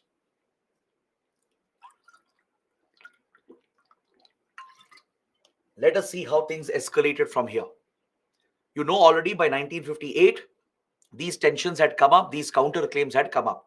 China was claiming Aksai Chin, building a road. It was opposed by India, leading to clashes. China had claimed Arunachal Pradesh and dismissed McMahon Line. India had rejected it. China even proposed an exchange, which was also rejected by India. Then, in 1959, another escalation. The Tibetan uprising. Tibet had been annexed for 9 years now. So Tibetan Buddhists, right, they wanted to liberate the region. They wanted to fight back against the forceful annexation of China. They organized a mass rebellion and they rose up against Chinese occupation. But this uprising was crushed by China with force. It brutally crushed the movement by using security forces, and it committed large-scale human rights violations in Tibet. Several Tibetan Buddhists were killed. Many were detained, arrested, and tortured by the authoritarian communist state. Following this humanitarian crisis that occurred in Tibet, The Dalai Lama, the religious figurehead of Tibetan Buddhists, along with the Tibetan refugees, they fled to India to escape the crisis in Tibet, and they sought asylum in India. They sought refuge in India. They came as political refugees. They came down the Himalayas. They were driven out of Tibet by China's atrocities, right? Chinese security forces, they are very brutal, as there are no fundamental rights. It's not a constitutional democracy, it's a communist authoritarian state, right? Brutal atrocities can be committed by these forces, and they crushed the Tibetan uprising. So, following this, the young Dalai Lama, right? The current Dalai Lama, you see, he was a very young boy back then. So, the young Dalai Lama, along with the Tibetan Buddhists, they all fled, came down to India and even Nepal, and sought asylum in these two countries. Now, Prime Minister Nehru, who was deeply disturbed by these developments,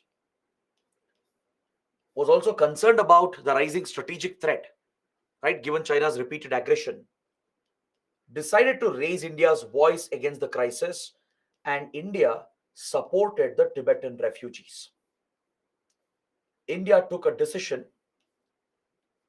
to not just condemn the crisis, condemn the violations that China was committing, but we went one step ahead and accepted the Tibetan refugees and the Dalai Lama, and we settled the Tibetan refugees in India. Is that clear? We accepted them as refugees, gave them refugee status. They were settled in India and given refugee status. Any idea where Tibetan refugees are settled in the country?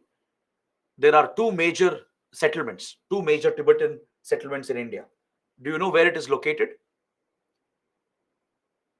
Devsmita, Chaitanya, Sachin, Smita, and many others.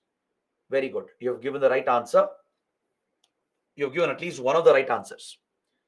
See, one major Tibetan settlement is at Dharamshala, which is in Himachal Pradesh, a beautiful location in Himachal Pradesh. This is where you have the biggest Tibetan settlement in the country. This is where the Dalai Lama is seated. We allowed the Dalai Lama to take a seat at the monastery in Dharamshala, and we have allowed a parallel Tibetan government in exile to be formed at Dharamshala. Since Tibetans are still fighting for their independence, they're still trying to liberate Tibet from China, we allowed the Tibetans to form a parallel government, and it exists even today. Is that clear? We not only gave a seat to Dalai Lama at the Dharamshala monastery and settled all the refugees here, but we allowed a parallel Tibetan government to be formed in exile. All right? The other major Tibetan camp is at Kushal Nagar. Not many of you would know this. Even I saw in the comments only one student had mentioned this. Kushal Nagar is in Coorg in Karnataka, near Mysore. Between Mysore and Coorg or Madikeri, you have this place called Kushal Nagar. So here in the Western Ghats, there is a major Tibetan settlement. All right, these are the two major settlements in India where refugees have been settled by India. Now, the moment India accepted the refugees, gave them refugee status, seated the Dalai Lama, and allowed a parallel government in exile, this was seen as hostile action by China. China saw this as a hostile move by India because, in the eyes of China, Tibetans were anti nationals. Those who were fighting for liberation of Tibet, they were anti national elements according to China, right? So, China saw this as a hostile move by India, where we not only settled the refugees and accepted the Dalai Lama and gave him a seat, we even allowed them to form a parallel government to lead their liberation movement against China. So China saw that India was getting aggressive. Following this, China began a series of escalatory military maneuvers to mobilize its troops to the front lines.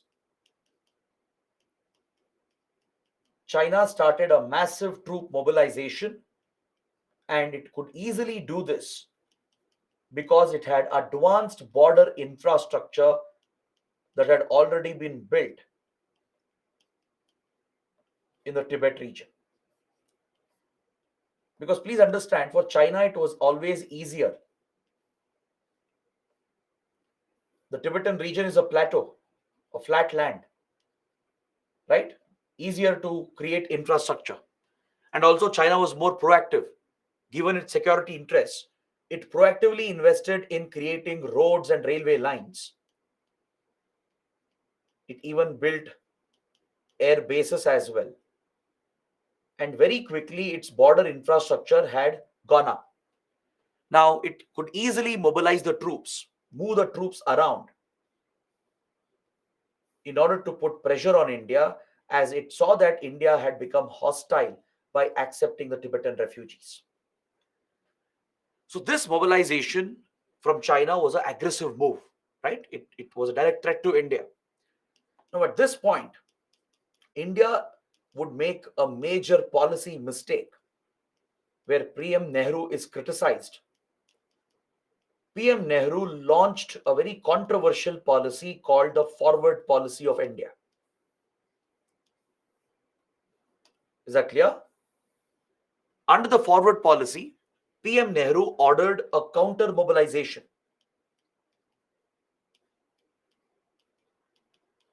Prime Minister Nehru ordered a counter mobilization of troops to the forward areas to show that India is also ready for any action. This decision of Nehru was heavily influenced by his defense minister, V.K. Menon, Krishna Menon. Now, both Nehru and Menon are criticized for this policy because the military leaders were against any such forward deployment. Their advice was, see, we are not prepared. We don't have the military capabilities to take on China. Please understand, this is 1950s, where we had a very rudimentary army. The British had left us, right? Dealing with Pakistan was a different issue altogether. 1947 war over Kashmir, where we pushed Pakistan back, was a different context altogether. But China was a much more formidable threat. It had better weapons, better troops, larger number of troops, better infrastructure. The Indian side was very clear, the Indian strategic establishment, right? Many officials, including the army chief, they all would advise not to go for an escalation right now because we are not prepared if a war were to break out. Right? When you don't have the required capabilities, you rather use diplomacy to prevent any wars or tensions and try to manage the relationship. But instead, the government went for an aggressive forward policy, right? Based on an assumption that China would not retaliate. Based on an assumption that this would be a deterrent policy, it would deter China. But as India mobilized the troops under forward policy and deployed troops and equipment into forward areas, China saw this as India's preparedness for war. All right? By this time, China had decided to retaliate against India and teach India a lesson. China saw that India was like an irritant, constantly interfering in its internal matters. So it decided to teach India a lesson to keep India out of Tibet permanently, and also to capture Aksai Chin, which was strategically important for China. And parallelly, there was something else which had happened. And this is something you should know as well.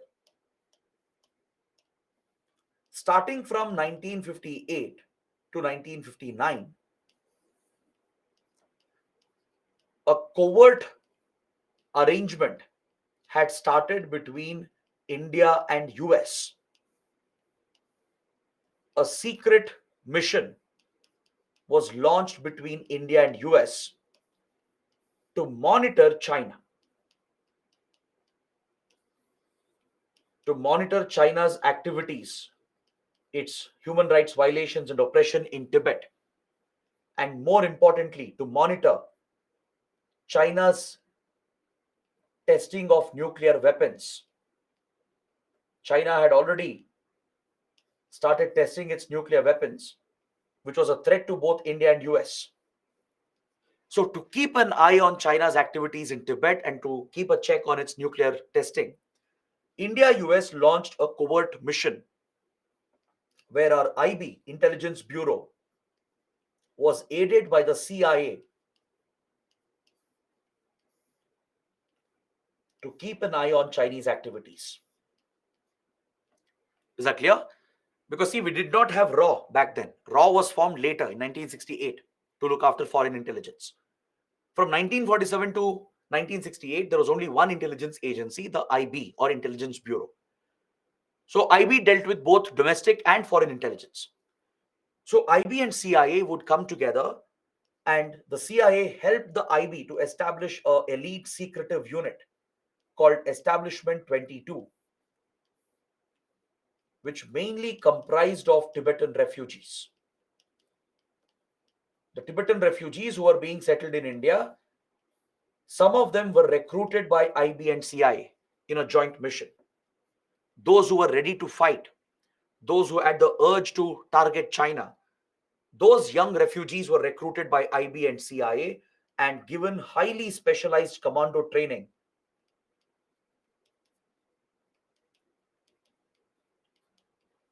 And they were given specialized training in espionage at a secret facility in Uttarakhand. All right, this was a highly secretive special force that was raised called Establishment 22. So it was part of IB. It's like a special force of IB back then, which was raised by the CIA's help. CIA would provide the weapons and training, right? So they would recruit Tibetan refugees and give them the specialized training in commando operations and in spying espionage operations. And they would be deployed into Tibet to keep an eye on China, to carry out surveillance, to generate intelligence for India and US, to monitor the nuclear program of China. Now, today, Establishment 22 is known by a different name. It exists even today, but by a different name. Does anyone know? Have you guys heard of any such organization? Do you know what is Establishment 22 known as? RAW. No, RAW is not the right answer. RAW was formed in 1968 as a separate intelligence agency. See, Establishment 22 has been later renamed as the Special Frontier Force. Very good. Fani has given the right answer. Fani and Akanksha. Only two students have got it right.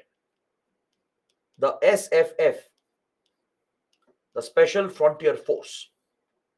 See, again, I'll not blame you for not knowing this because SFF is a elite secretive unit. Majority of the people in India don't even know such a force exists. It's a highly classified covert unit which today functions under RAW. When RAW was established in 1968, the SFF was transferred from IB to RAW. As IB was assigned only domestic intelligence after 1968 and RAW became the Foreign Intelligence Agency of India, the SFF, which previously was Establishment 22, was transferred to RAW and it still functions as the armed branch of RAW. So if RAW has to conduct covert operations on foreign soil, and if there is a requirement for force to be used, it is SFF commandos and agents who work for RAW. Right? It's part of RAW itself today. It's one of the armed branches of RAW. SFF agents have seen action in Bangladesh, that's in East Pakistan. It was SFF commandos and agents of SFF who would train the Mukti Bahini. It was SFF which would provide support and training to the LTTE.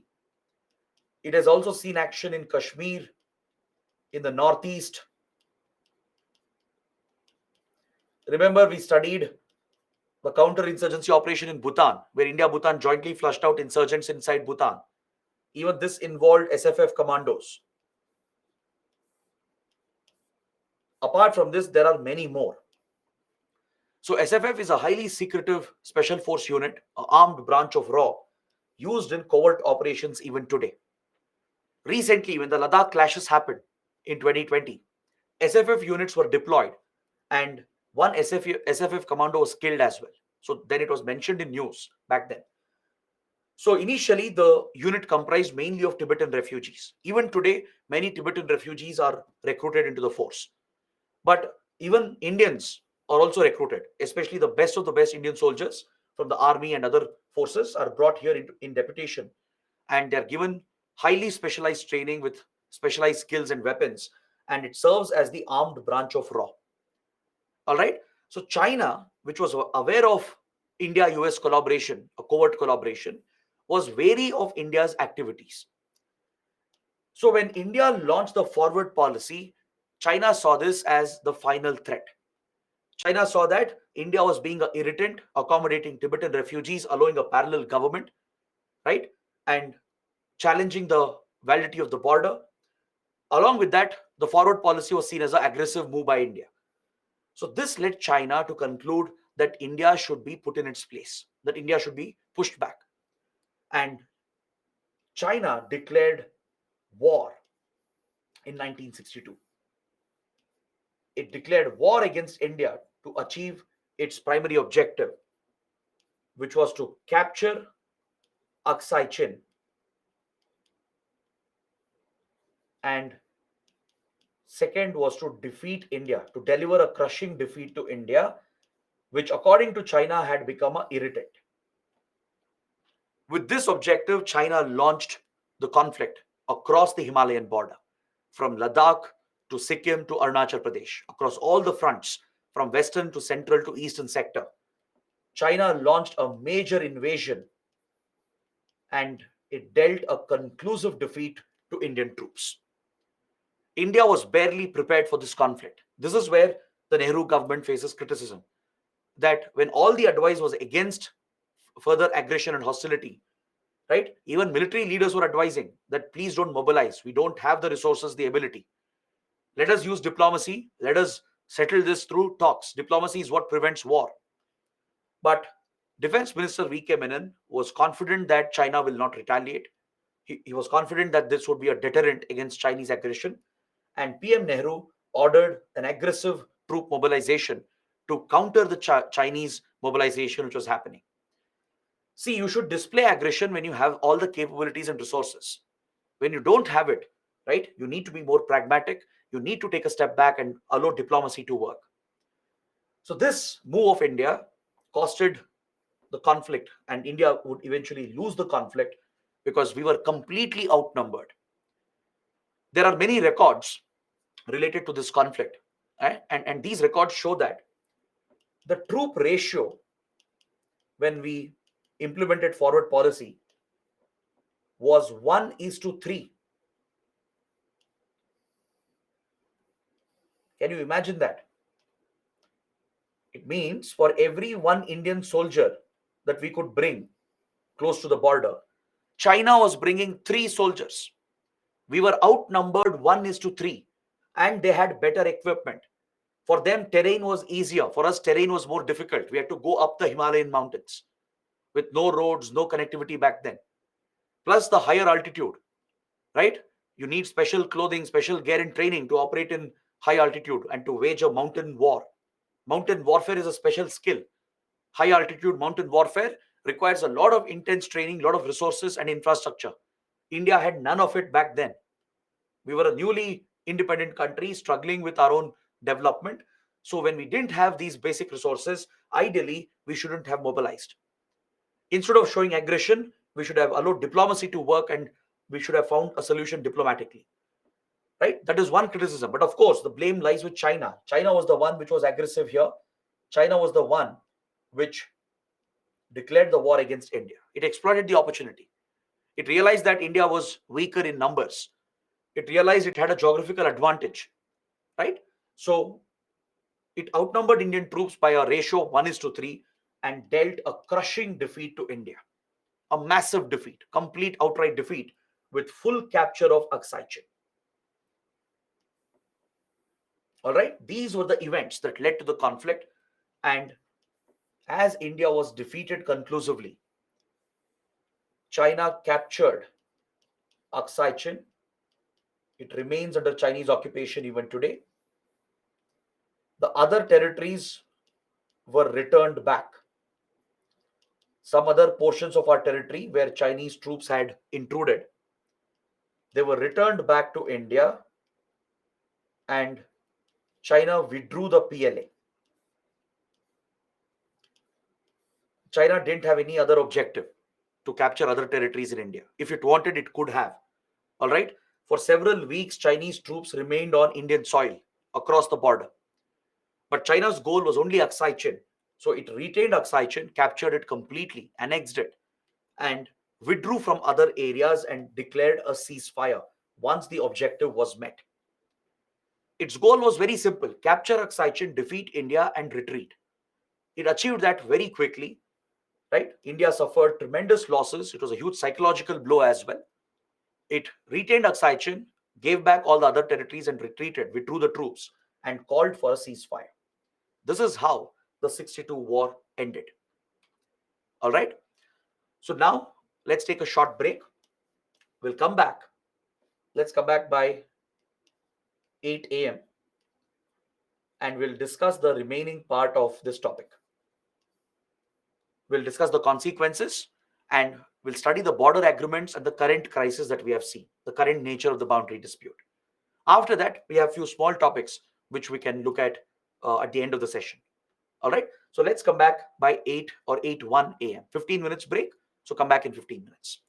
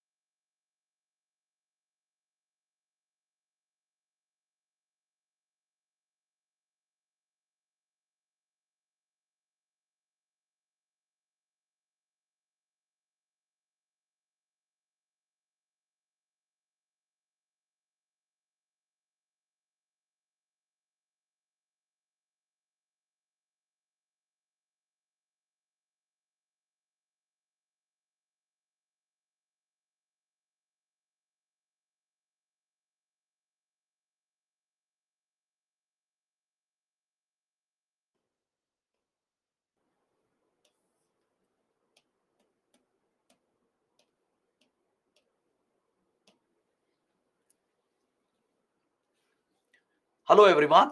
Welcome back to the session. Now, let's talk about the consequences that followed after the 1962 war. After having been defeated and after having lost territory, India suffered a huge psychological blow. From here onwards, India's thinking towards the border dispute would become very defensive. Subsequent Indian governments, they saw China as a much bigger threat than it actually was. And this was a result of the scale of the defeat that we suffered in 1962. This defeat had such a big psychological blow that the Indian strategic establishment continued to look at China as a major challenge, and we adopted a very defensive approach from 1962 till early 2000. For almost 4 decades, India became very defensive, and we adopted a policy to not create border infrastructure because the thinking was, if we create any border infrastructure, let's say we build roads near the border, we build railway lines, then if there is a future war or a conflict, we feared that the PLA will exploit these roads and rail networks to penetrate deeper into Indian territory.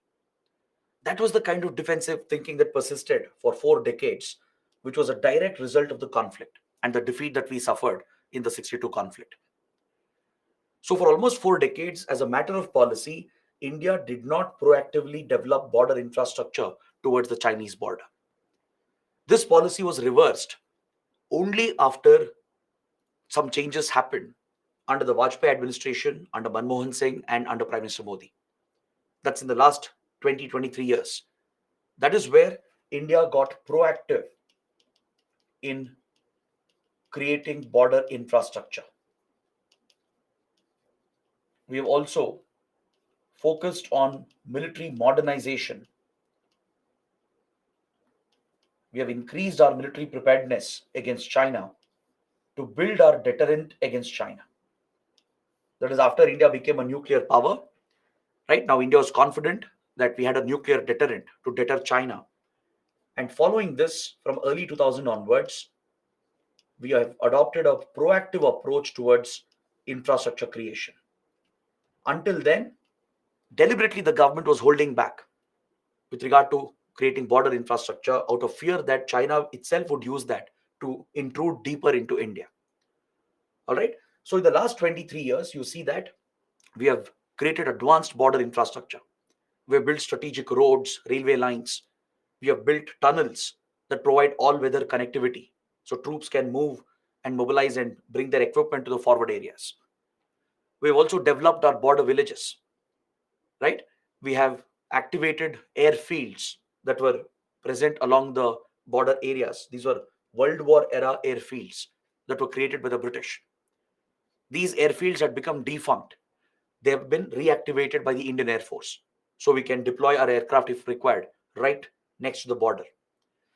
So such advanced preparedness is seen right now in the last 2 decades, where we have reversed the defensive policy and we've become more proactive and aggressive in creating border infrastructure and also in modernizing our military.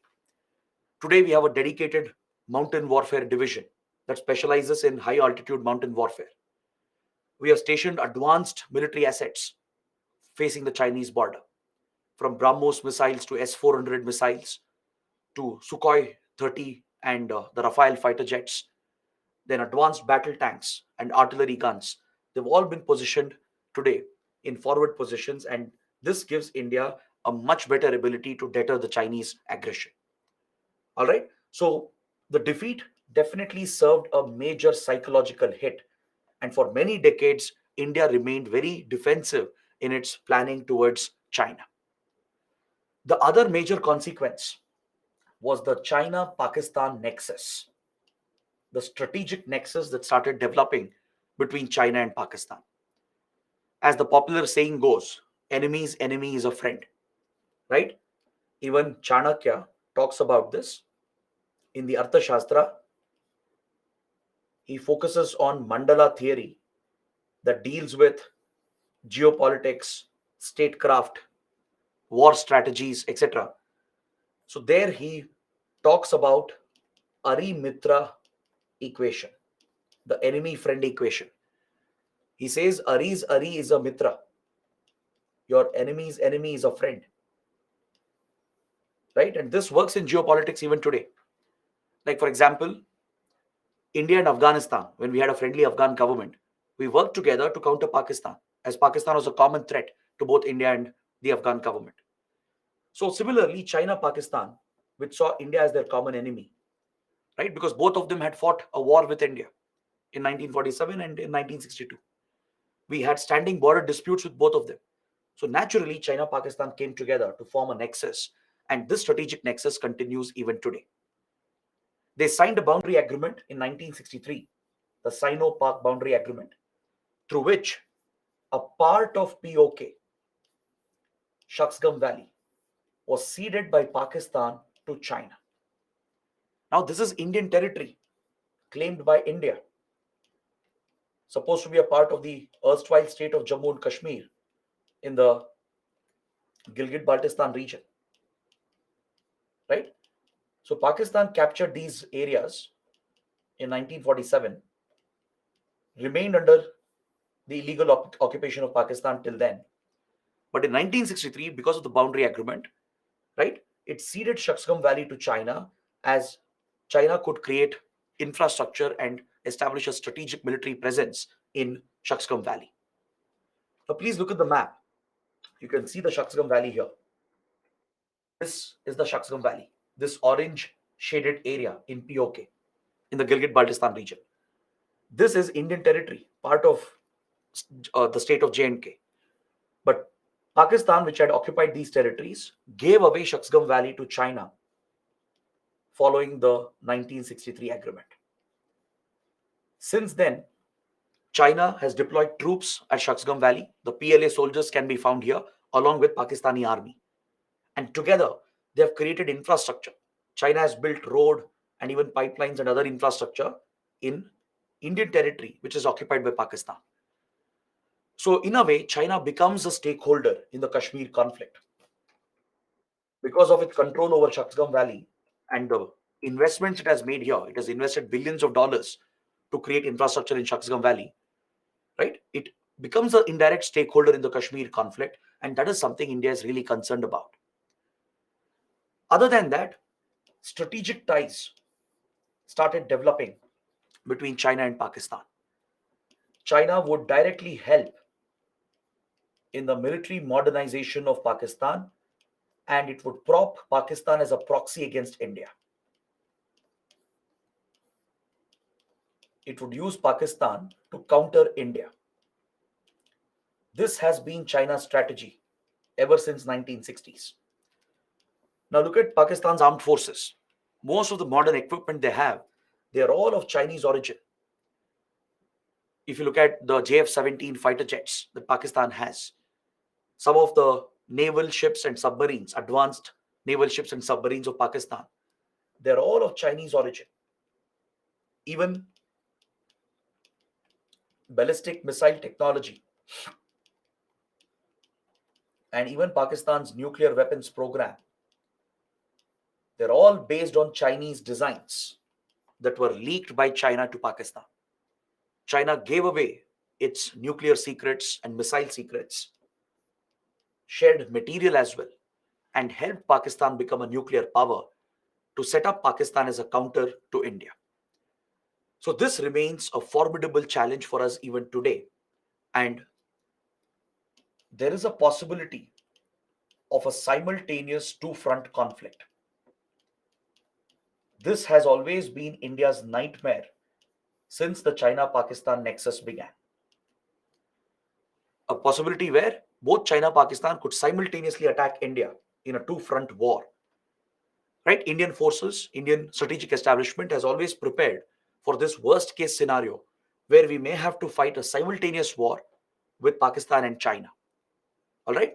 So, this is a very real threat that presents for India. And China has even tolerated and indirectly supported Pakistan's covert war against India. Pakistan's terrorism against India, the state sponsored terrorism, has been backed by China. China gives diplomatic support to Pakistan to shield Pakistan from any international criticism, especially at the United Nations. Right? So China has given that kind of support even for state sponsored terrorism against India. So this is the direct consequence of the 62 conflict. The China Pakistan nexus has posed a major challenge for us in the defense and strategic domain. So after the 62 war, relations took a major hit from 1962 till early 2000. The relations were completely derailed, and in between there were many border clashes that kept taking place. All right, in 1967, in 1988, there were frequent border incidents because of Chinese incursions into Indian territory. So throughout this period, there was no improvement in the relations between India and China. For the first time, relations started improving in 1988 when then Prime Minister Rajiv Gandhi paid a historic visit to China. This was the first breakthrough in the relationship. After 2 decades after the war, for the first time, there was a slight improvement in the relationship when Rajiv Gandhi visited China and established a new normalcy in the relationship. Because by 1980s and 1990s, things were changing. China was already emerging as a major economy and a manufacturing powerhouse. It had initiated economic reforms, liberalized its economy, and opened up to the globalized world. India was also about to start its liberalization process from 91 onwards, right? India also initiated LPG reforms to liberalize the economy and globalize our economy. So this was creating some common opportunities for India and China. China saw India as an attractive market. India realized that China can be a supplier of essential commodities, spare parts, and goods. So close economic ties became the focus from late 80s and early 90s. And this economic rise of India China is what brought India China a little closer compared to before. Slightly close relations started developing. We started working together. And from 2000 to 2010, we even cooperated at several multilateral organizations. Since we both were developing emerging economies, we had similar concerns. We had similar concerns regarding climate change negotiations, WTO, World Bank, and IMF, because all these multilateral platforms were dominated by Western countries, right? So emerging economies like India, China had common concerns. So they started cooperating together at these multilateral platforms. At Climate Change Convention, for example, when Kyoto Protocol was worked out in 1997, India, China actually worked together. They backed all the developing, underdeveloped nations and took a united position against the developed countries. Even at WTO, World Bank, and IMF, India, China kept supporting each other's position because we had common issues as we both were developing emerging economies. This was honestly the golden period for India China relations from 2000 to 2010. This is where we saw the maximum improvement happening, where friendly ties were being established, especially in the economic domain. Is that clear? But this was possible due to the border agreements that were signed in 1990s that helped in stabilizing the border issue. In the 1990s, two major boundary agreements were signed, and we built upon this later to ensure that minor incursions and minor standoffs does not turn into a bigger dispute or a conflict. See, since we don't agree on the border, there is no agreement on where exactly the border lies. We both have different perceptions. India has a different perception of where is the border, and China has a different perception of where the border lies. So, due to these differing perceptions, border incursions are definitely going to occur regularly. Chinese troops might cross over into the Indian side, right, which India thinks to be its territory. Indian troops also might cross over into the Chinese side, where China thinks that is its territory. So these incursions are going to happen repeatedly. Now, if you allow each incursion to escalate, if you allow each standoff to escalate, then you are staring at repeated wars and conflicts. So, India China decided to create a mechanism through which we can manage these incursions, we can manage the differing perceptions. The idea was to ensure that local escalations and military standoffs, which might happen again and again, should not be allowed to turn into a bigger conflict. Because now both were nuclear powers, right? By 98, India had tested nuclear weapons as well. So in the early 90s, India China worked out these boundary agreements through which they have promised to maintain few basic standard protocols. Few standard measures have been established. Standard protocols have been established on how the PLA and the Indian Army should behave near the border area. There are some restrictions that have been imposed on both the sides. There are restrictions on PLA and as well as on the Indian Army. There are few standard protocols and measures that are to be followed to ensure that a small standoff, a minor dispute in a local area does not turn into a bigger conflict. All right. There are engagement measures created. Let's say there is a incursion which happens, a standoff occurs between the two sides. There is a mechanism for engagement to hold talks between military commanders itself and to allow them to resolve the issue locally. Such a mechanism has been created. A direct talk mechanism or engagement mechanism has been created at the local level. Let's say in one small sector, PLA troops have crossed over to the Indian side and it has led to a small clash and a standoff. In such case, the local military commanders of both the sides, they will meet directly, they'll talk, and they will work out a disengagement de-escalation mechanism. They both will disengage immediately and they will provide for de-escalation. This is a standard procedure, a standard measure that has been provided through these boundary agreements. If they fail to resolve the crisis, then senior military commanders will get involved. They will talk to each other and work out a solution to remove the troops from the standoff area, to disengage and then de-escalate the tensions. So there is a hierarchy like this within the militaries to talk to each other and resolve the crisis. If they fail, if even senior military commanders fail to achieve a resolution, then top government officials will get involved, like defense and foreign ministers, top secretaries, the chiefs of the armed forces, or if required, the prime minister and the Chinese leaders. So, such a hierarchy has been created where these local issues can be easily resolved at the local level and ensure that it does not turn into a bigger conflict. So, in 1993, we signed the agreement on maintaining peace and tranquility along the line of actual control.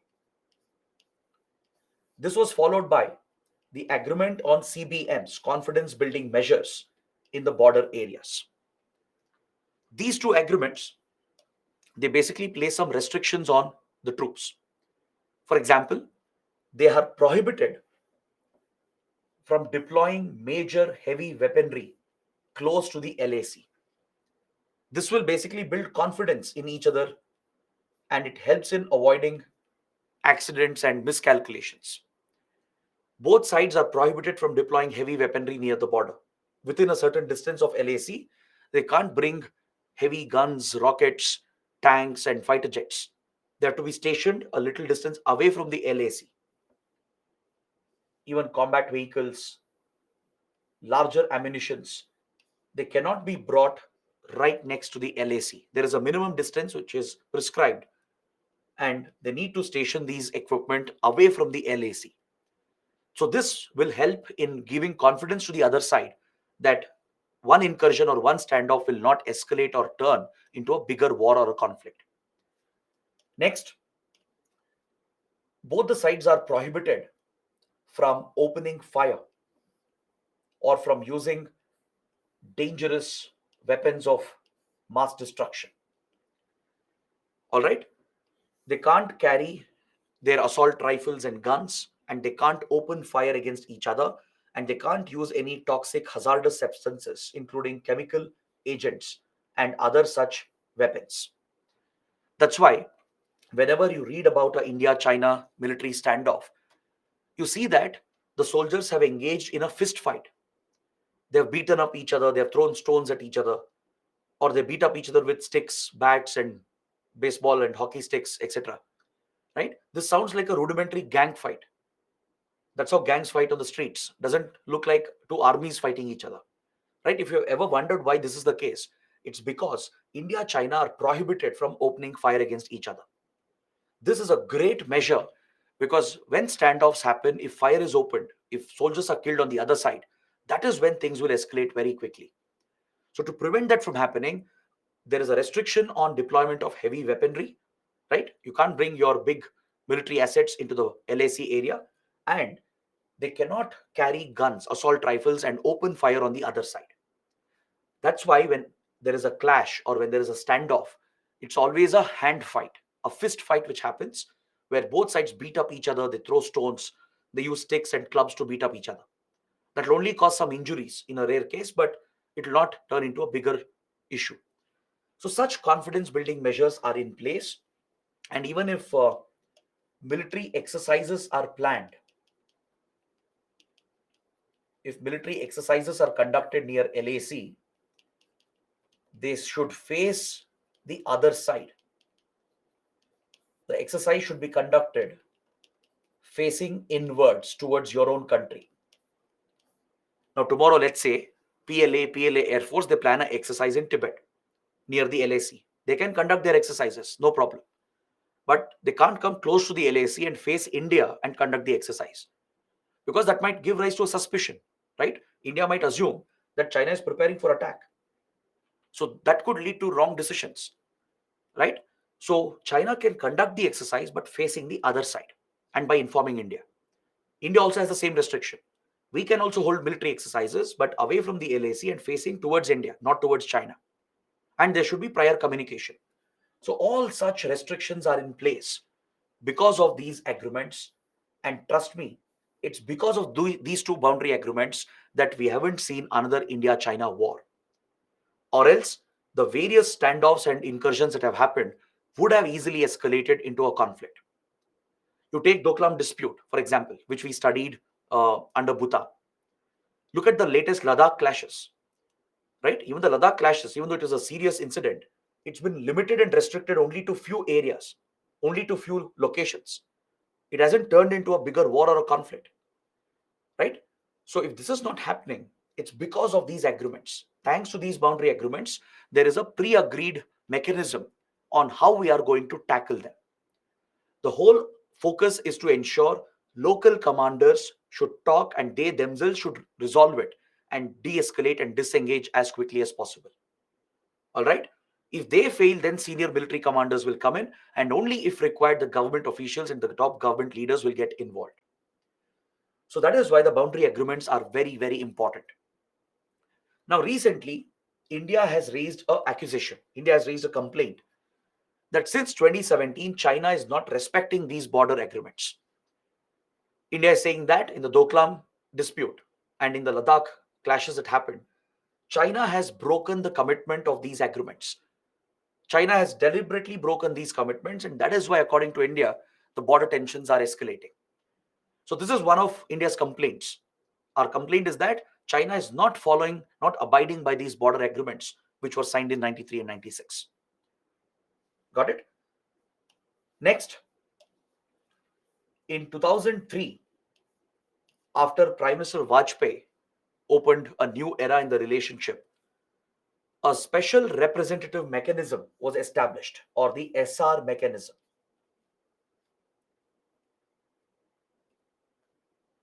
This was a historic visit by Prime Minister Vajpayee. He paid a very important visit to China, and it was during this visit that China finally recognized Sikkim as a part of India. Until then, China had not recognized Sikkim as a part of India. Even though Sikkim merged with India in 1975, it had not recognized the merger of Sikkim into the Indian Union. In early 2000, following Prime Minister Vajpayee's visit, that is when China gave recognition to Sikkim, and this played a big role in normalizing the relationship. All right. So, to find a solution for the boundary dispute, a mechanism was established under the Vajpayee government. It's called SR mechanism or SR talks, the special representative mechanism.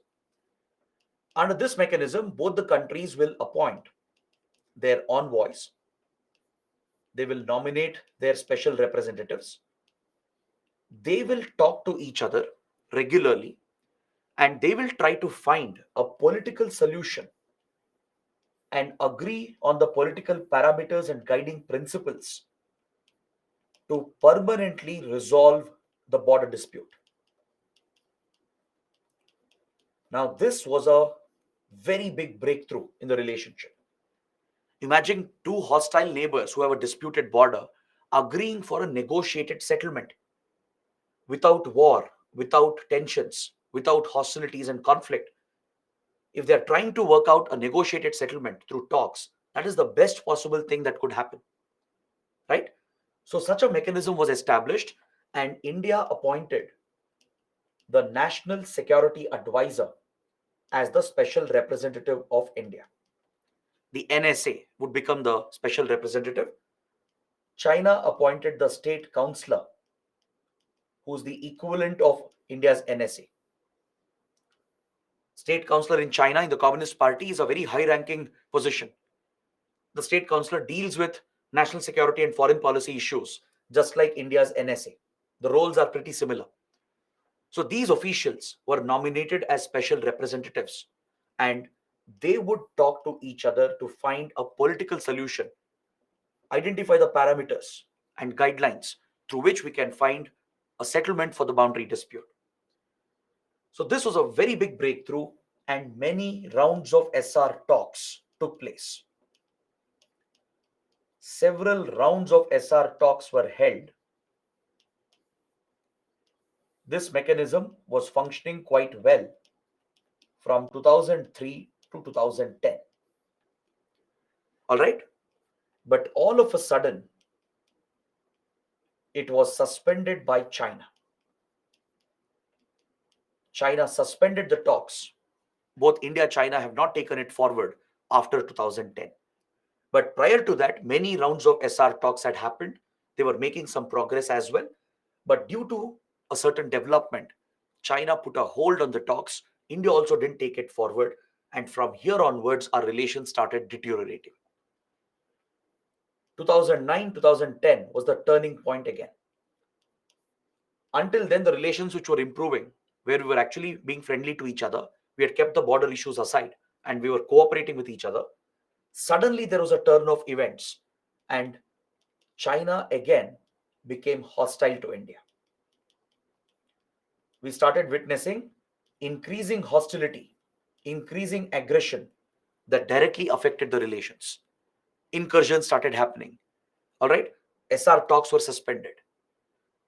So, can you guess why did this happen? Why? What happened in 2009 2010 around that period, which led China to suspend the friendly relations? And in the last 13 years, it has been increasingly been hostile and aggressive towards India. So, what could have caused the change? Can you take a guess? Sanskar says Xi Jinping got elected. There was a change in leadership. Very good. That's one of the reasons. Abhishek says pro USA policy of India. Pratik says India US deal. Very good. These are the two reasons. The growing closeness between US and India. US and India started developing a strategic partnership from 2001 onwards. Right? We studied yesterday after 9/11 attacks. USA stopped being hostile towards India and it reached out to India for security cooperation. It built close counter-terror cooperation with India where we started sharing intelligence. Then, under Prime Minister Manmohan Singh, a historic nuclear deal was signed, which cemented our strategic partnership, and we became very close partners of each other. So, following these strategic relations between India and US started looking at India as a counter to China, because by then the rise of China was seen as a threat to the US. Right? US China rivalries had begun by early 2000. So US was looking at India as a counter to China. India, being a democracy and a major power in the Indo-Pacific, was seen as an ideal counter to a communist China. And the US started getting closer to China, and it even started supplying weapons, advanced weapons to India. We even started holding exercises like Malabar exercise. Malabar exercise was going on from 1992 itself between India and US. But in 2007,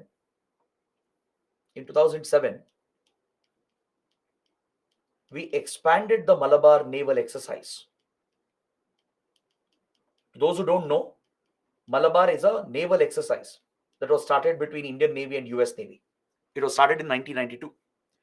It remained a bilateral exercise. But in 2007, we expanded it. We invited other like minded Indian Ocean powers like Australia, Japan, and Singapore. We made it a multilateral exercise. The moment India invited all these countries, China got very angry. It retaliated. Right? It would put a lot of pressure on India, saying that India and US were forming a military alliance to target China and contain China. So this pressure from China led India to suspend the multilateral Malabar exercise, and we brought it back to the bilateral format. We returned it back to just an exercise between India and US, and from next year we stopped inviting Australia, Japan, and Singapore. USA had started supplying advanced weaponry to India, mainly to build India's strength against China. Right? Along with that, US President Obama had launched a policy called Pivot to Asia policy. President Obama, who saw China as a major threat, he realigned American foreign policy and national security approach. Until then, US military and US diplomacy was entirely focused on Europe and West Asia. That's where all the American resources were deployed, towards the Atlantic, towards the Mediterranean, towards the Persian Gulf. This was the most important focus area for the US. But now that Asia was rising, China had become the dominant power. Multiple disputes and tensions were arising. India had risen to power. The Indo Pacific was becoming the focus. The global focus of geopolitics was shifting from the Atlantic towards the Indo Pacific. So, as US saw China as a threat, the rise of China as a threat, it decided to counter the aggressive behavior of China by redeploying its military and diplomatic resources towards the Indo Pacific. This policy is called Pivot to Asia policy. The US was shifting its pivot from Atlantic and Persian Gulf towards Indo Pacific. So US would pursue more closer security ties with Indo Pacific countries. US Navy and its armed forces, they would be repositioned to focus more on the Indo Pacific, and even US diplomacy would focus more on the Indo Pacific. So it meant US India relations were bound to grow. In China, Xi Jinping came to power. By 2012, Xi Jinping became the leader. And he was someone like Mao Zedong, someone who wants to revive China's glory, make China a global power, even at the cost of military aggression against other countries, even at the cost of breaking international rules. So Xi Jinping has been a very ambitious and very aggressive leader. He has cemented his position within the Communist Party. He has purged any opposition within China to his authority. And he wants to become this great Chinese leader who brought China to greatness. Right? He has positioned China as a global power that brings China into direct confrontation with the US. And it's under Xi Jinping that China has gotten even more aggressive. It doesn't hesitate to use military and diplomatic aggression against others to strengthen its own position. So all these events led China to get aggressive against India. China saw that India was forming a nexus with the US, and it was trying to counter China and contain China. So that is why SR talks didn't happen after 2010. So we saw that post 2010, China kept creating challenges for India. Many incursions happened repeatedly. It started the practice of stapled visas. It started issuing stapled visas to Indian athletes and Indian military officers from Arunachal Pradesh and Ladakh. Recently, it has done the same in the recently held Asian Games in China. Right, Indian athletes from Arunachal Pradesh, they were not given a regular visa by China, by the Chinese embassy. They stapled a temporary visa to their passport, right, showing that these are disputed areas, these are Chinese territories. In a way, China sends a message through stapled visas that people from Arunachal and Ladakh, they don't need a visa to come to China, meaning China sees them as Chinese territories, not as Indian territories, right? So this is a grave provocation. So India rejects this. That's why India even recently criticized China for giving stapled visas to athletes from Arunachal Pradesh. So this practice was started then in 2008, 2009. It started giving stapled visas to Indian athletes and even to Indian army officers who are going for exercises in China. If they are from Arunachal or Ladakh, their, their visa would be rejected. China wouldn't give them a regular visa. Instead, it would staple a paper document to them showing that these are disputed territories. It was a direct challenge to our sovereignty. So all these incidents kept happening again and again. And finally, we had the Doklam dispute in 2017. Right? We have studied the Doklam dispute in detail under India Bhutan. We saw how the tensions escalated, why India got involved in this dispute between Bhutan and China, and what were the outcomes. Parallelly, the economic relations kept growing, especially India's dependency on China kept increasing. But with regard to our border issues, with regard to our strategic ties, tensions and hostility kept on increasing. Right? So, to address some of the border issues again, we signed another boundary agreement in 2013, the third major border agreement, the BDCA, Border Defense Cooperation Agreement. The Border Defense Cooperation Agreement was signed. And under this, few mechanisms were put in place to avoid misunderstanding and miscommunication. Some provisions were added to even tackle organized crime along the border, to stabilize the border. So, such measures were added through the third border agreement. This was the third major border agreement after the 93 and 96 agreements. So, through this, India China promised to not follow the patrols, to not tail the patrols. Now, let's say Indian forces are conducting a patrol near the LAC, right? Chinese PLA is prohibited from tailing them, deliberately following them, because that is a provocative action that could lead to escalation and it could lead to clashes. So both sides are prohibited from following each other, from tailing each other. It provides for better communication to avoid any misunderstanding. It also looks at stabilizing the border, tackling organized crime, and it also seeks to promote cultural exchanges between the armies of both the sides, like encouraging joint sporting events, celebrating each other's festivals, right? Such cultural measures are also provided to build closer trust and bond between the troops that are deployed in the border areas. So all these measures were created, but despite all of this, China changed its behavior completely after 2010. It has become increasingly aggressive against India, right? We have seen repeated incursions. We saw the Doklam dispute, which is a major military standoff, and finally, the Ladakh clashes of 2020. The Ladakh clashes of 2020. This was the biggest escalation, right?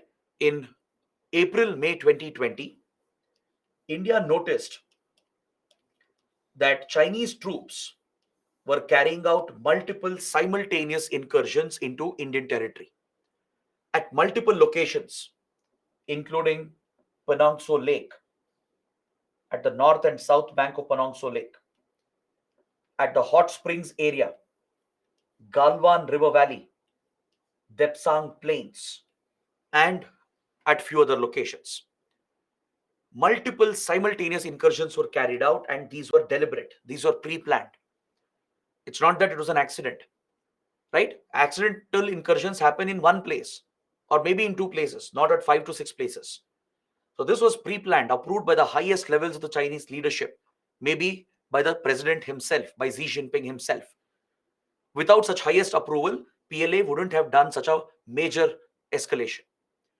They came deep inside Indian territory, quite deep, several kilometers across the LAC, and they tried occupying these territories. Several hundred square kilometers of Indian territory has actually come under Chinese control since 2020. All right. So, as China carried out this incursion, immediately India retaliated. India carried out a counter mobilization of troops, leading to a massive military standoff all across the line of actual control. So, from Depsang Plains till Panongso, multiple escalations happened, and for several weeks, both the troops were staring at each other. Thousands of Indian troops were deployed with advanced equipment, and thousands of Chinese troops were also deployed. Is that clear? So during this standoff, India carried out one special military action in the Spangnur Gap, Chushul, and Rezangla sector. If China carried out incursions in Panongso, Depsang Plain, Galwan Valley, and Hot Spring and captured Indian territory, India retaliated with a counter action in this sector where the Indian Army, along with SFF commandos from RAW, they carried out a very daring military operation and occupied few areas, vantage positions in the Rezangla Spangnur Gap region. This was India's counter against China, right? We immediately brought thousands of troops with advanced equipment to push the Chinese back. But as China was occupying certain territories and preventing Indian patrols, right, we retaliated in another location that is right below Panangso in the Chushul Spangnur Gap Rezangla sector. A special operation was carried out. In a very swift operation, SFF commandos from RAW, along with Indian Army and Indian Army Special Forces, they took over key territories in this region, giving India a vantage position in this sector.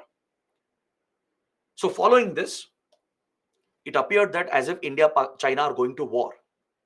And then came the disastrous incident.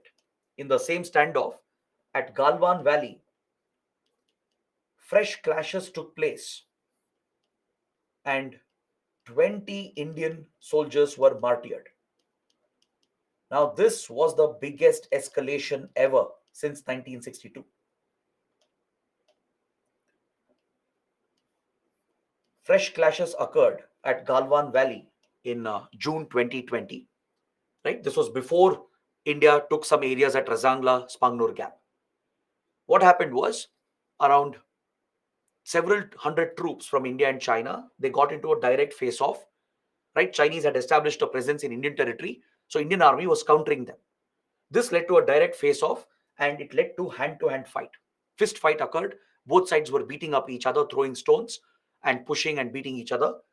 And unfortunately, in the river valley, which is a very steep, slopy area, many soldiers, they slipped and fell into the river valley, leading to fatal injuries. 20 Indian soldiers were martyred, and many unaccounted Chinese soldiers were killed as well. All right, even China lost a number of soldiers. This was the biggest escalation we had seen from 1962. Not a single bullet was fired because both sides are prohibited from opening fire.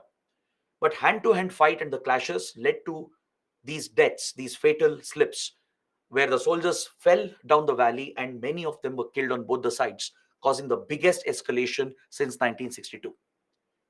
It appeared that India-China are now headed towards a direct conflict. But thanks to the boundary agreements, the de-escalation mechanisms, the engagement mechanisms we have, boundary talks were again started. After a long gap, India took the initiative to revive SR mechanism. SR talks were revived because India was concerned that a bigger war will break out. Right? And India knows the consequences of such a conflict. So one last effort was made to prevent the breakout of a full-fledged war. So India's NSA reached out to the state councillor and we made an appeal. We requested China for another round of SR talk. SR talks had not happened since 2009 2010. It had been suspended. Right now that every other mechanism of disengagement was failing, talks between military commanders had failed. China was not de escalating, right? And tensions had gone up, especially after the soldiers had been killed. So, to prevent further escalation, India reached out immediately and sought an urgent meeting, right? We sought one meeting of SR mechanism, one talk between special representatives. China agreed to it, leading to a meeting between India's national security advisor and the state councillor. So, this is the first time the SR meeting happened after 2010. So, through this meeting, they agreed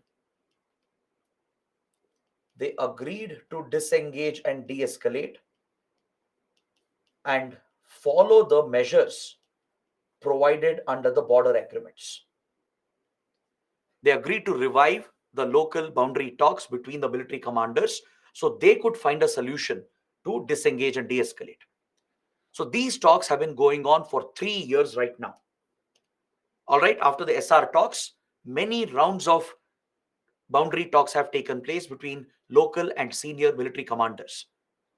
And because of these boundary talks, this disengagement de escalation measure, we have managed to end the crisis at few locations. For example, at Galwan Valley, the standoff has been resolved. At Hot Springs, the standoff has been resolved. Even at Panongso Lake, the standoff has been resolved. At these three places, both sides have agreed to remove the troops, move back, and disengage and de escalate. So these standoff points have been resolved. But even today, there are two other places where the standoff continues, where Chinese troops are still deep inside Indian territory. One is Depsang Plains. It is unresolved even today. The other is Demchok, located somewhere over here. At Demchok and Depsangla, the standoff remains even today and it's an unresolved standoff even now. Even now, boundary talks are taking place. The military commander level talks are going on as per the protocols of the boundary agreements of 1993 and 1996. All right. So we are trying to find a solution, but China is not showing the willingness. So the lesson for India is that China will remain an aggressive, hostile threat to India, right? That is inherent to China's geopolitics today. This has had a huge impact on India China relations. And India has reasons to believe that China has turned so hostile, so aggressive because of two reasons. There could be two reasons why China suddenly has become so hostile and aggressive against India. One is because of the close India US relations, the extremely close strategic defense relations India US have formed, and the groupings they are creating, such as Quad, the quadrilateral, which is seen as a counter to China in the Indian Ocean, in the Indo Pacific region. Right? Second, could be the modernization of India's border infrastructure and India's improving military preparedness. See, China has noticed the major changes India has introduced in the border areas in the last 23 years. Remember, I told you we reversed the defensive policy towards China and border planning. And from 2000 onwards, we have been very proactive, very aggressive in creating advanced border infrastructure. All right. And we are focused on military modernization. We have procured advanced military assets, from advanced drones to strategic aircrafts. Right. We have P-8 Poseidon, the C-17, C-130 Globemaster and Super Hercules aircraft we have got from US, the Apache and Chinook helicopters again from the US. the S-400 missiles from Russia, the Rafale from France, right? All these advanced military assets have strengthened India's military preparedness. We have a dedicated mountain warfare division in the Indian Army today, right? So, in every possible way, India's military preparedness has improved, and we are in a much better position to take on China. If there were to be a war in the future, right, India is in a formidable position to deliver significant damage to China as well. Plus, our border infrastructure has gone up. We have built strategic roads, railway networks, tunnels. We have activated airfields in the forward areas. So, this improves our mobility. Our troops can be quickly deployed in the forward areas, and this threatens China. All right. So, China sees this as a threat. And when India reorganized Jammu and Kashmir, Ladakh was made a union territory. This also has a possible implication because it's a union territory right now without a legislative assembly. It comes under the direct administration of the central government, and Ladakh is where Aksai Chin is located. Right? India claims Aksai Chin as part of Ladakh. So these unilateral changes India made by reorganizing J&K was strongly opposed by China. China joined Pakistan to criticize the changes, right? When we revoked special status of J&K under Article 370 and reorganized J&K, these issues were brought up at UN by Pakistan and China. China supported Pakistan's position, right?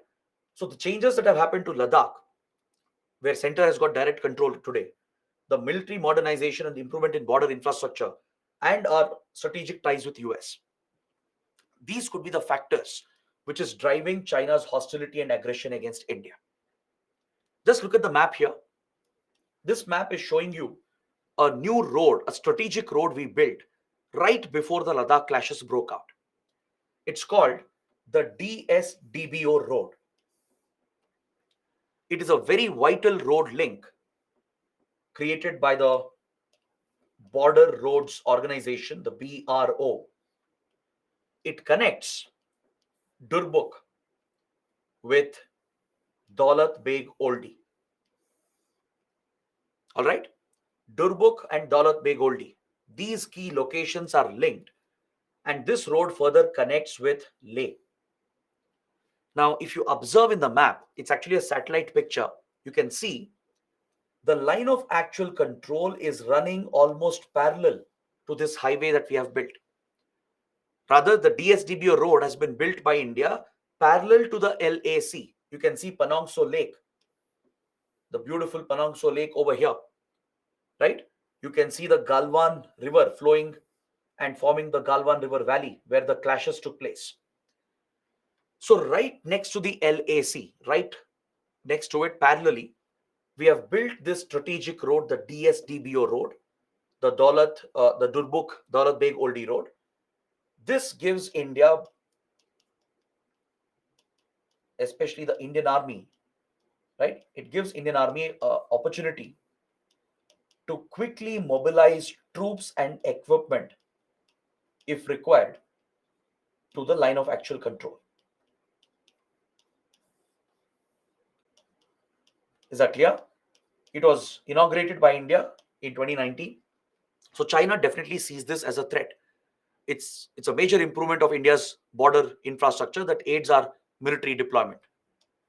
Then in Daulat Beg Oldi, which I was pointing out earlier, in Daulat Beg Oldi, an advanced landing ground has been reactivated by Indian Air Force.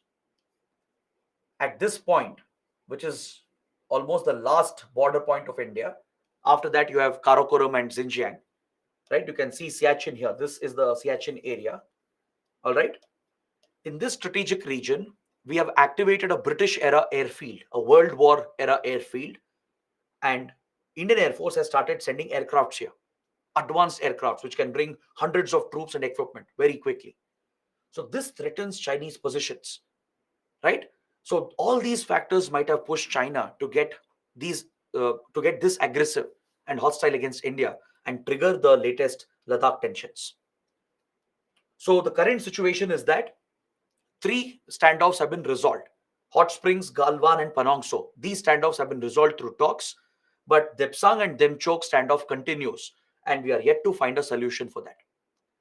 Many experts are pointing out that India might have lost a significant amount of territory. Government of India is denying the claims that we haven't lost any territory, but experts are showing through evidence, through satellite pictures and other data, that China might have occupied at least few hundred square kilometers of Indian territory. All right. Recently, just 2 days ago, on October 11th, the article was on October 11th, so on October 10th, another round of boundary dialogue took place. All right, between senior military commanders of Indian Army and PLA. Fresh boundary talks have been held to resolve the Depsangla standoff and the Demchok standoff. This is the 20th round of border talks which has been held in the last 2.5 to 3 years. Ever since the SR talks happened, after that, these boundary talks began to resolve the Ladakh crisis. 20 rounds of talks have been held, but only three standoffs have been resolved. But the Depsang and Demchok standoff has not been resolved. They have failed to make any progress along the line of actual control. So these two standoffs remain as it is, they remain unresolved. So this is something you should pay attention to in current affairs. Going forward, there will be many more rounds. Both sides have agreed to maintain the pace of these negotiations. This dialogue and negotiation will continue as per the boundary agreements we have. So in the future, in the coming weeks or months, there might be some resolution of the standoff at Demchok and Depsangla plain. All right? Or you never know, it might turn for the worse. Things might escalate and turn into another round of standoff. So please pay attention to this topic. All right? I've covered all the key points regarding our border dispute. Everything from the entire history, from the origin till now. This is more than sufficient. It almost covers the crux of the India China chapter. India China relations is largely based on the border issues that we have. Understood? So now let's proceed to other topics. We have few small minor topics. There are some strategic issues we face in the Indo-Pacific. We also have a economic relationship that needs to be discussed. So let's take a look. We have 30 minutes left. Let's try to cover as much as possible, and then I can take some of your doubts and questions. Let's start with string of pearls theory. We'll also look at the Belt and Road Initiative of China and the China-Pakistan Economic Corridor. See, from early 2000, we started witnessing the rise of China. The rise of China as an economic and military power in the Indo-Pacific. After 2 to 3 decades of economic reforms, after establishing itself as a manufacturing powerhouse, right?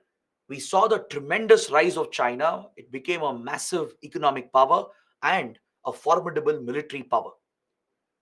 Its rise as a global power was guaranteed, and its rivalries with the US began in early 2000. Now, the US saw China as a direct threat to its superpower status. So, this led to a new Cold War rivalry between US and China.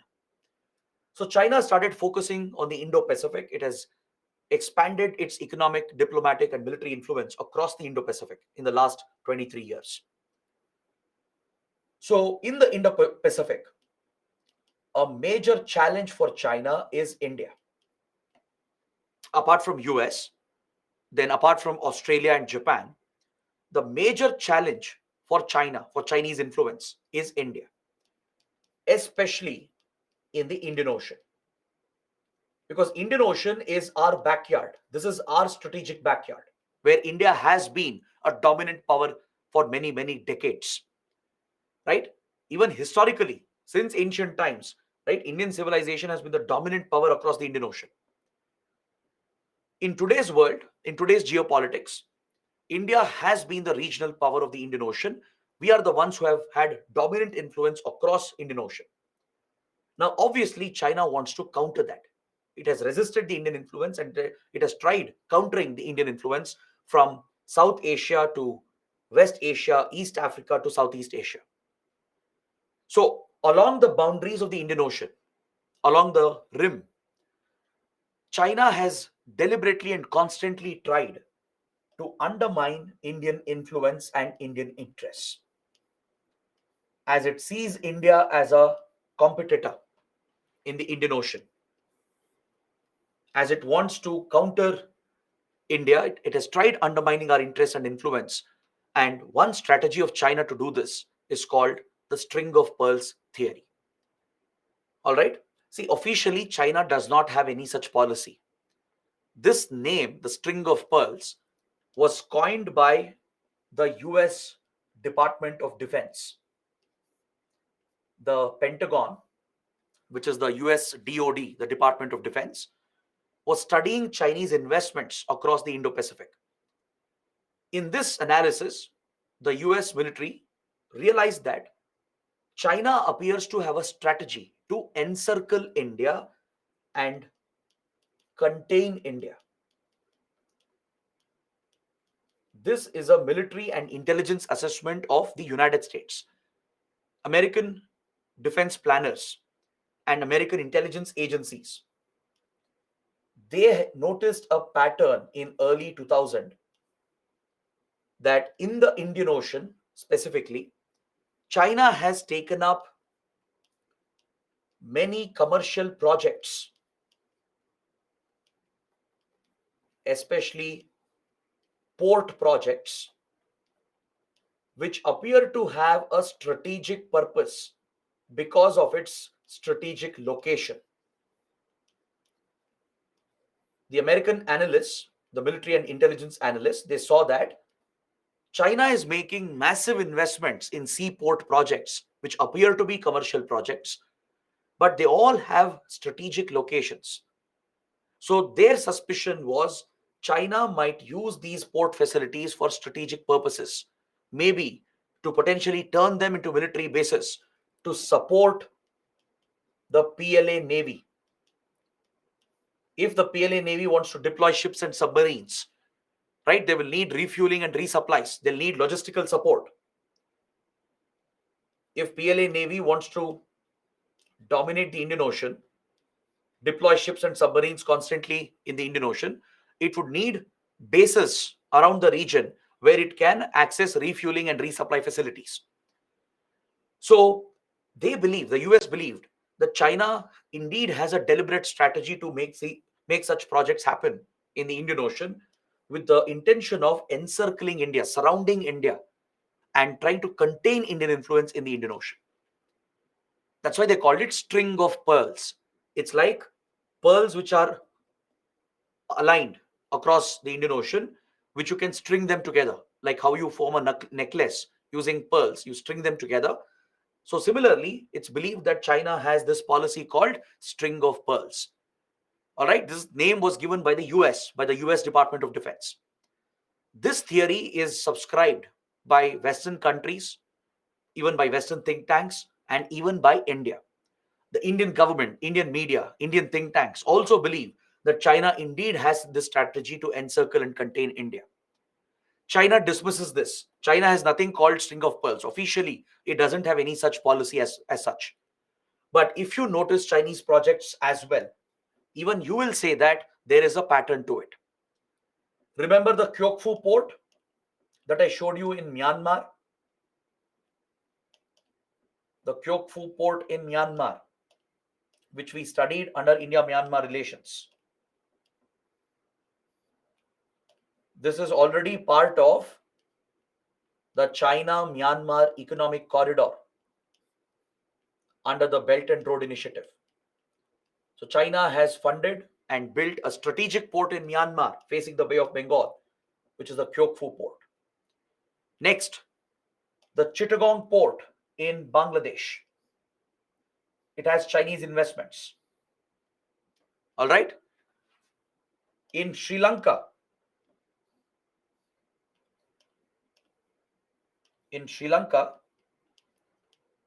the Colombo port and Hambantota, two major port facilities and container terminals have been built by China, giving China a strategic influence in Sri Lanka. In Maldives, China has gained access to an entire island. One whole island has been leased to China. It's called Feodu Finolu. The Feodu Finolu island was leased to China, and it is building port facilities on this island. It's building a seaport and even a airport. In Seychelles as well, China has got similar port access. Across East Africa, from Kenya, Tanzania to even Mozambique, across these East African countries, China has taken up major port projects. It has funded them, constructed them, and it has access to them. Chinese companies control these terminals and their operations, which means they can allow Chinese naval ships and submarines when needed. All right. Then can you see the Salalah port in Oman over here, facing the Arabian Sea? Even this is built by China. China has major investments across few West Asian ports in UAE and other West Asian countries as well.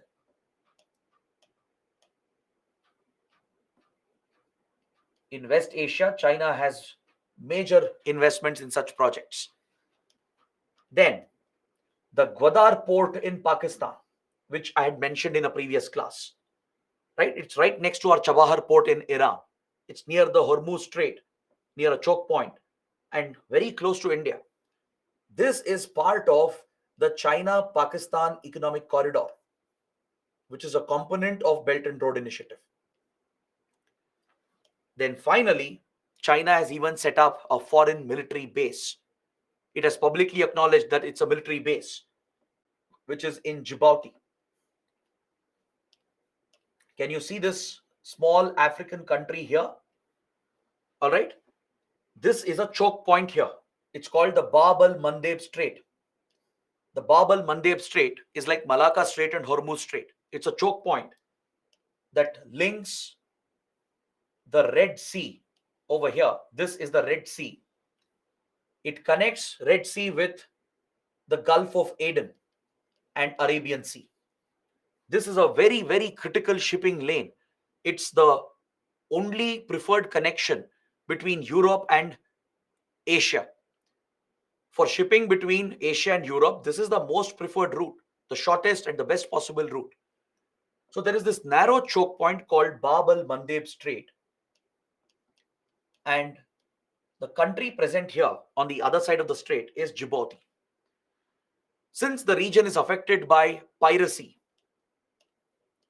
this is where Somalia is also located, in Horn of Africa. This is the Horn of Africa, right? It looks like a horn of a rhinoceros. This part of Eastern Africa is the Horn of Africa, where Somalia is located, and piracy is very rampant. There is also the threat of terrorism and civil wars all across this region. So these criminal terror activities could be a threat to shipping. That's why in Djibouti, many foreign powers have set up their military bases, their naval bases.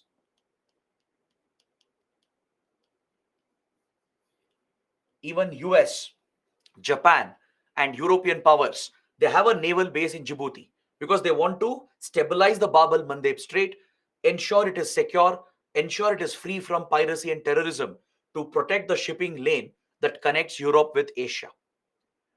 In this critical country, China has set up its first foreign military base. PLA Navy, right, has officially acknowledged it. This is the first foreign military base of China. The first foreign military base of China. Is that clear? So, now if you look at all these projects that are present in the Indian Ocean, all these key ports, most of them are commercial projects like Colombo, Hambantota, Kyokfu, Gwadar, Chittagong. right? The projects in Maldives and East Africa, they're all commercial projects, but the locations are strategic, located at key locations in the Indian Ocean around India. Now, if required, China can always turn them into strategic facilities to dock Chinese ships and submarines and use them to target India or pressurize India. So, this strategy is called string of pearls. This alleged strategy of China to encircle and contain India, this is called the string of pearls. This fear, this threat has come real as well, because China has used Colombo port to dock nuclear submarines. It has brought spy vessels to Hambantota and Colombo, right next to Indian waters. Right? You might have heard about it recently. A Chinese spy vessel called Yongwang 5 was allowed by Sri Lanka to dock at Hambantota and Colombo. India objected to it.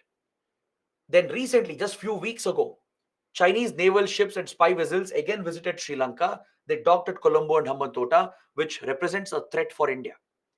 Right? So this theory that China is encircling India, containing India in the Indian Ocean through port projects and strategic projects, this is called string of pearls strategy of China. Is that clear? Next, the Belt and Road Initiative, also called One Belt, One Road project. This is the brainchild of Xi Jinping. This is a pet project of Chinese President Xi Jinping. He has personally pushed this initiative. He sees this to be the solution for China becoming a global power. He sees this as the path for China establishing its economic strategic dominance to counter the US and lead to the emergence of China as the predominant global power. So Xi Jinping has given direct support. It is his pet project in a way. And under this initiative, the Belt and Road, BRI, or One Belt, One Road, both are the same. Under this initiative, there are two components. There are two separate components. There is a land-based component called Silk Road Economic Belt. All right, you can see that here. The land-based component, it tries to revive the ancient Silk Route that connected ancient China with other parts of Asia and Europe. This is the route, the land trade route through which silk was being traded from China. So China's ambition is to revive the ancient Silk Route through this land corridor, where it is building highways, railway networks, pipelines for oil and gas. It's also investing in power plants, industrial clusters such as special economic zones, etc. This represents the land based component of the Belt and Road Initiative, the Silk Road Economic Belt. China's ambition is to connect the road, railway network, and pipelines and other connectivity projects with South Asian countries like Nepal, Bangladesh. Bangladesh comes under the maritime route, actually. All right. So, Nepal, Pakistan, right? They are the focus. Myanmar, of course, is a focus in Southeast Asia.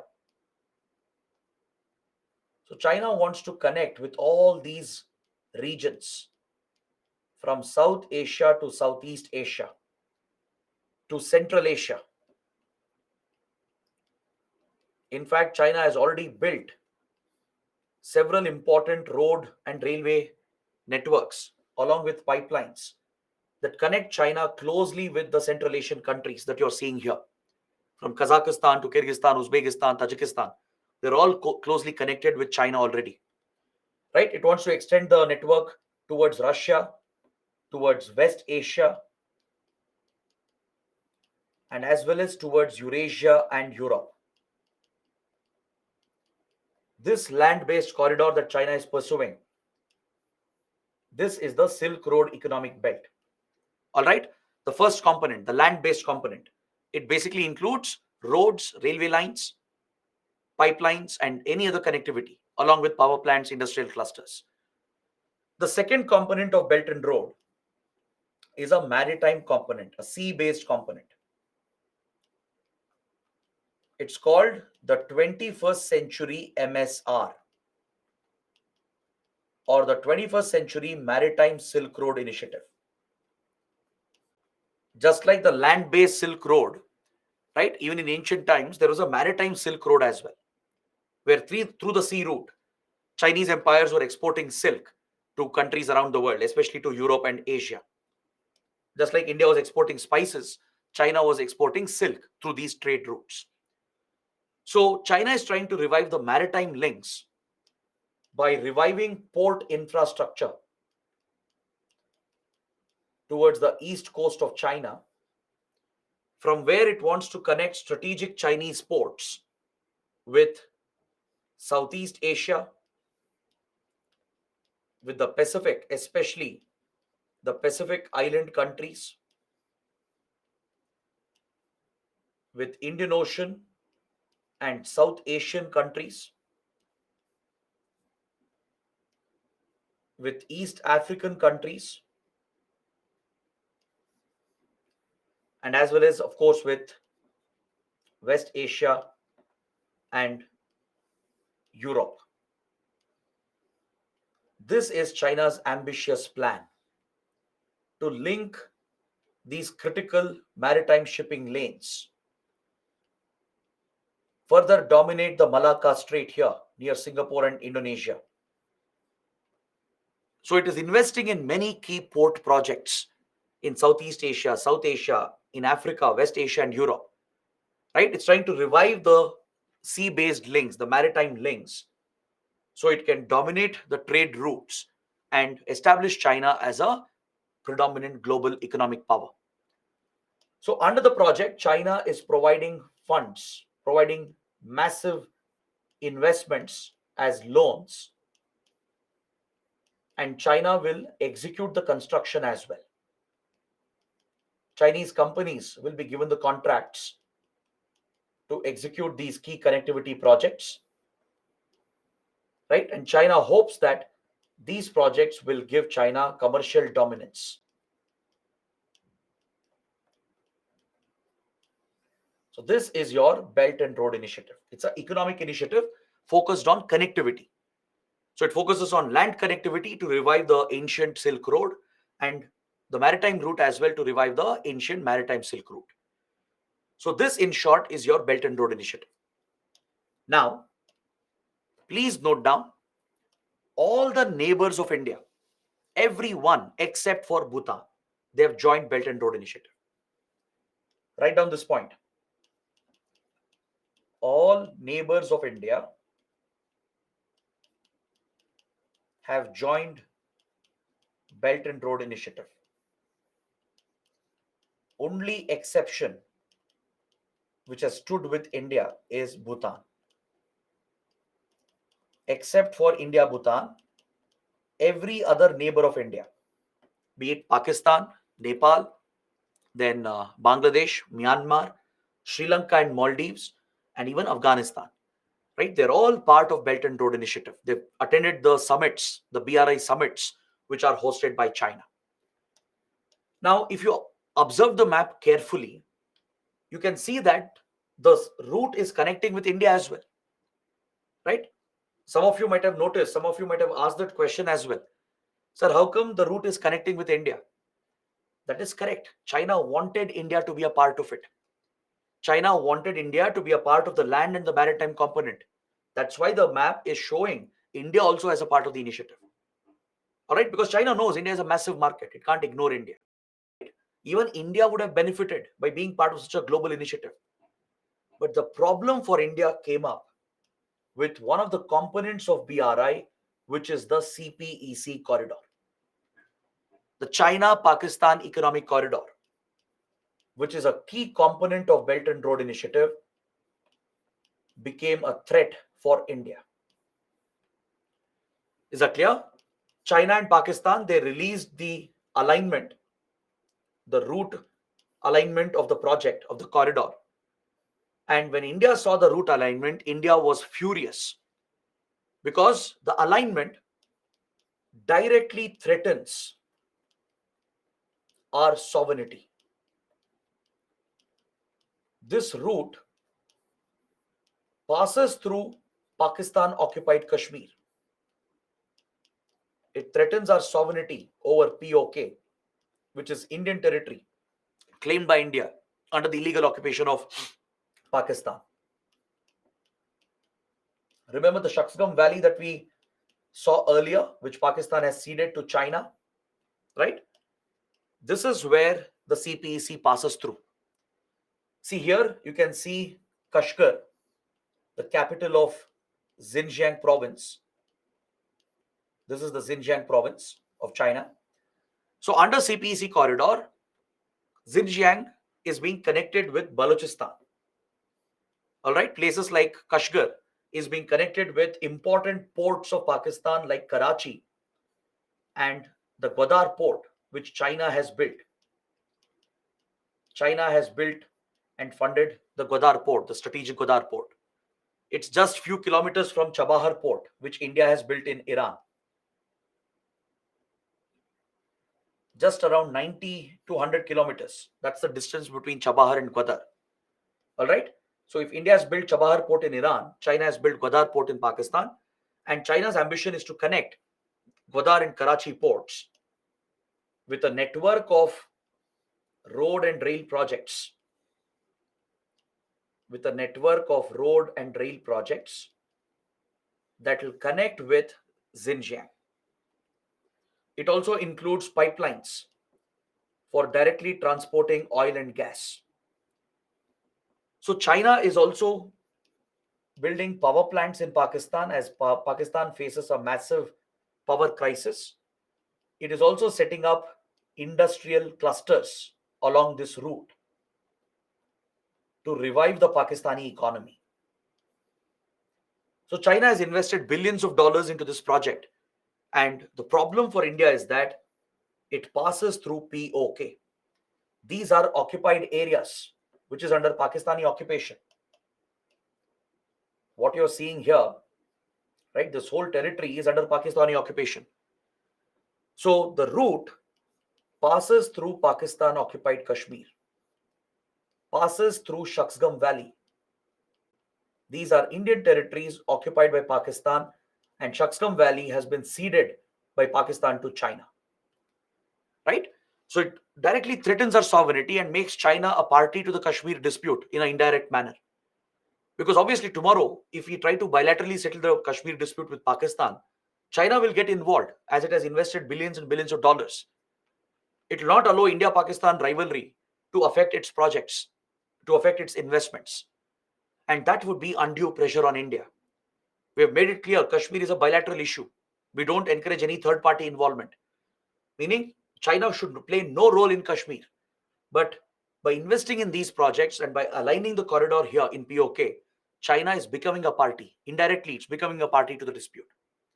So that is why India rejected the whole project.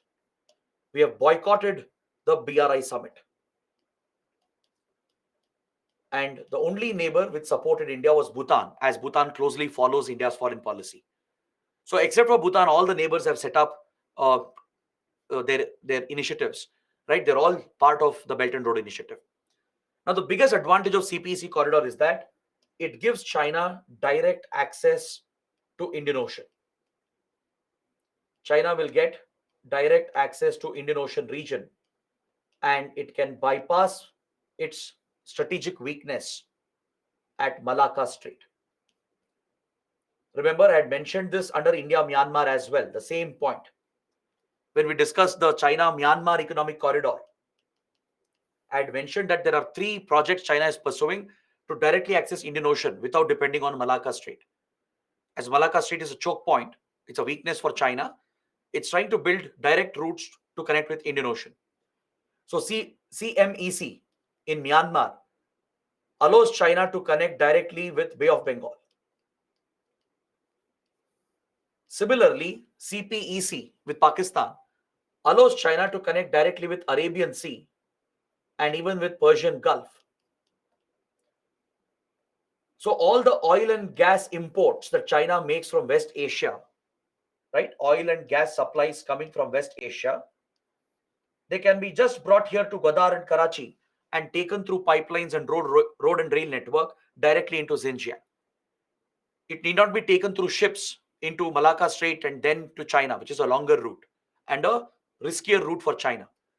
So from Persian Gulf, oil and gas shipments can come here directly, and through the CPEC corridor, it will directly reach China.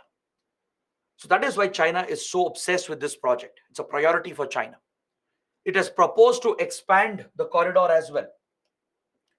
Recently, it has suggested that it might expand the project to include Afghanistan.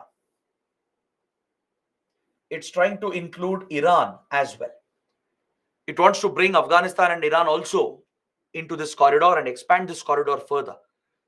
So India opposes the project, and that is why we have quit Belt and Road Initiative itself, because this is an integral component of Belt and Road Initiative. Now, some of you might ask, what will happen if we don't oppose or boycott? Then it weakens your claims over POK. Then it means you're accepting other countries using your territory, right? So if we have to justify our claim and keep claiming POK areas, we have to oppose any such uh, third country's activity which threatens our sovereignty. All right. So we have firmly rejected the project and boycotted Belt and Road Initiative. So I think with this, we can end the session for today. It's been a good, productive session. We are just left with two last topics. We have South China Sea dispute and economic relations, and one final conclusion on India China. This we can do tomorrow. All right. In the next class, we'll pick up this discussion and wrap up India China, and then we'll look at Indian Ocean region. So today, let's see if there are questions and doubts. We'll spend some time on that, and then we can end the session for today. Bhavya is asking, sir, as you explained, TTP issue in Pakistan is a leverage for India. But if TTP takes over Pakistan and if they create a Taliban regime, then that would be a threat for India as well. Yes, you're absolutely right. See, TTP's threat to Pakistan is a leverage because it it kind of helps us to put that pressure on Pakistan. But we will never wish TTP to take over, TTP to topple the Pakistani state. Right? I told you, India would be the first country to protect Pakistan if there is a threat to the Pakistani state itself.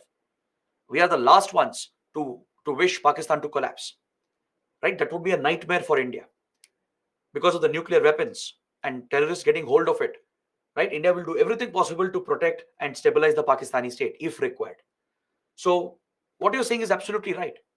We don't wish TTP to topple the Pakistani state. But as far as geopolitics is concerned, right, TTP can help us in, I mean, not that India sponsors them, but since it's already targeting Pakistan, it has affected its ties with Afghan Taliban. That is where it can become a leverage for us. Differences have come up between Pakistani government, the ISI army, and the Afghan Taliban government. That could give us an opening where we can reach out to Afghan Taliban and have a relation with them, have a deal with them, so our interests in Afghanistan, Pakistan can be protected. All right, but we'll never work with TTP. TTP is a terrorist outfit, right? And we never wish TTP to take over Pakistan. India would never do that. The leverage is because it has created differences between Afghan Taliban and Pakistan. They were always friends. Pakistan has used Afghan Taliban to sponsor terrorism against India, to breed anti-India terror groups. So the differences which have come up between them because of TTP is a leverage, because we can now isolate Afghan Taliban, pull it away from Pakistan's influence, potentially, and try to have a deal with them to protect our interests in Afghanistan. That is where it becomes relevant. Shreyank is asking, sir, what's the Hong Kong issue? See, Hong Kong was a British colony until recently. Until 1997, Britain had control over Hong Kong. All right, as you know, it's a major commercial center, right? But it's essentially Chinese territory. China had sovereignty on Hong Kong. So this is a very unique system in a way. All right, like you see China here, right? In Hong Kong, British administration was there, democracy was there, whereas in China, it's a authoritarian communist regime. So in 1997, the agreement came to an end. There was an agreement which was signed during colonial period between Britain and China. This agreement expired. The lease on Hong Kong expired, which meant Britain had to decolonize. It had to leave Hong Kong behind. So in 1997, Britain quit Hong Kong completely, and Hong Kong came under China's sovereignty, which means China has full territorial sovereignty on Hong Kong. But however, before quitting, Britain signed a deal with China. The deal was, it's called the Basic Agreement. Under this Basic Agreement, China promised to uphold the two systems. Right? In China, there are two systems. China is an authoritarian communist state, mainland China, but Hong Kong remains a democracy. So China made a promise to retain democracy in Hong Kong and not threaten the democracy and the democratic institutions in Hong Kong. This is part of the Basic Agreement that Britain and China had signed. But now, what China is doing, it's trying to suppress democracy in Hong Kong. It has encouraged pro-China parties. It has targeted the pro-democracy protests and the pro-democracy parties that are there. It has tried to stifle democracy and impose its authoritarian communism. It has brought out many controversial laws, national security laws, which allows Chinese authorities to have jurisdiction in Hong Kong. So Chinese intelligence and security agencies and even police, they now have jurisdiction in Hong Kong. Previously, it was not possible.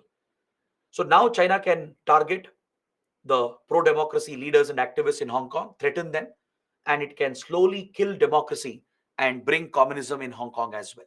So that is the Hong Kong issue. So native people of Hong Kong, they protest against this. They want democracy to be retained, which was a promise made by China under the Basic Agreement. That is why they lead these pro-democracy protests, which causes a lot of violence and instability in Hong Kong.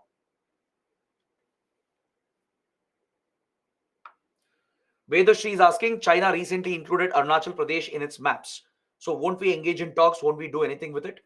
See, right now, India-China talks have broken down because of the border tensions. The latest maps which China published, as usual, it shows Aksai Chin and Arunachal Pradesh as its own territory. And India objects to this. We have clearly rejected the map, right? We have said these are Indian territories and China has no claim over it. India's position is very clear. We have rejected the new maps of China, the claims that China keeps making, and it's part of the larger border dispute that we have, right? So whatever talks are taking place, right, that itself covers the issue that you're mentioning, the issue with the new maps. And it's not just that. China has even renamed some places, some border villages. Some villages on the Indian side also have been renamed, given Mandarin names, Chinese names, to show China's claims over Indian territory. But we reject all these aggressive acts of China.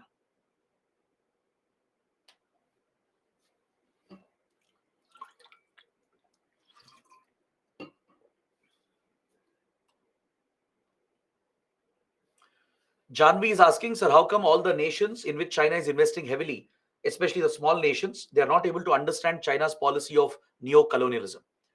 See, many small countries, like take Sri Lanka, for example, or Maldives or Myanmar, they've all been attracted by China's investments, right? What they look at is China is providing concessional loans, cheap loans, the $2 billion worth of investments. So they obviously get driven by the money factor. They're getting cheap credit, which can drive investment and key projects in their countries. They don't look at the burden, the debt burden, which might build up in the long term. Many Chinese loans, right, they've been accused of being predatory in nature. Apparently, it is designed by China to be predatory, which pushes the small countries into a debt burden. So many countries realize that later, like Sri Lanka did, right? Sri Lanka couldn't repay the loans for Hambantota port and gave up Hambantota port to a Chinese company. It had to lease Hambantota to a Chinese company. So definitely there are concerns regarding the loans that China gives. There are concerns that China is benefiting itself. It's harming the small countries. But still many small countries get attracted because this is one easy way of raising funds for their projects and investments. Also, in many small countries, there could be corrupt governments. So they'll take the money from China. All the leaders will get rich. They'll make money on their own. So that could also be a driving factor, right? So despite the risk of a debt burden, many small countries have fallen prey to China's loans and investments. Saurabh is asking, sir, your video on YouTube regarding Israel-Palestine, is it relevant for today? Yes, it's a video from 2 years old. It's a 2-year-old video when the last Hamas and Israel conflict happened in 2021. That's when I had discussed Israel-Palestine conflict. So you can watch that video because all the background, everything is the same. Only thing that is which changes is the current affairs, the current development, the latest attack of Hamas and how it changes West Asia, right? But other than that, all the historical background will remain the same. So it will be relevant in that regard. Janvi is asking, are there any platforms where India, China have collaborated? Yes, as I told you, at Climate Change Convention. We worked together to finalize the Kyoto Protocol. We jointly opposed the developed countries in climate change negotiations. Even with regard to World Bank and IMF, we have jointly pushed for reforms of World Bank and IMF. We want the governance and voting structure of World Bank and IMF to change because these financial institutions are dominated by the US and European Union. We want that to change. We want emerging economies like India, China to be given more representation and more voting power. So these are the multilateral platforms where India, China have collaborated together. All right. So guys, these are the questions. With this, we can end today's session. Tomorrow, we'll catch up. We'll finish the last two topics in China and then look at Indian Ocean. I hope it was a good session. Do let me know how it went. And let's see you tomorrow. Till then, take care. Have a good day.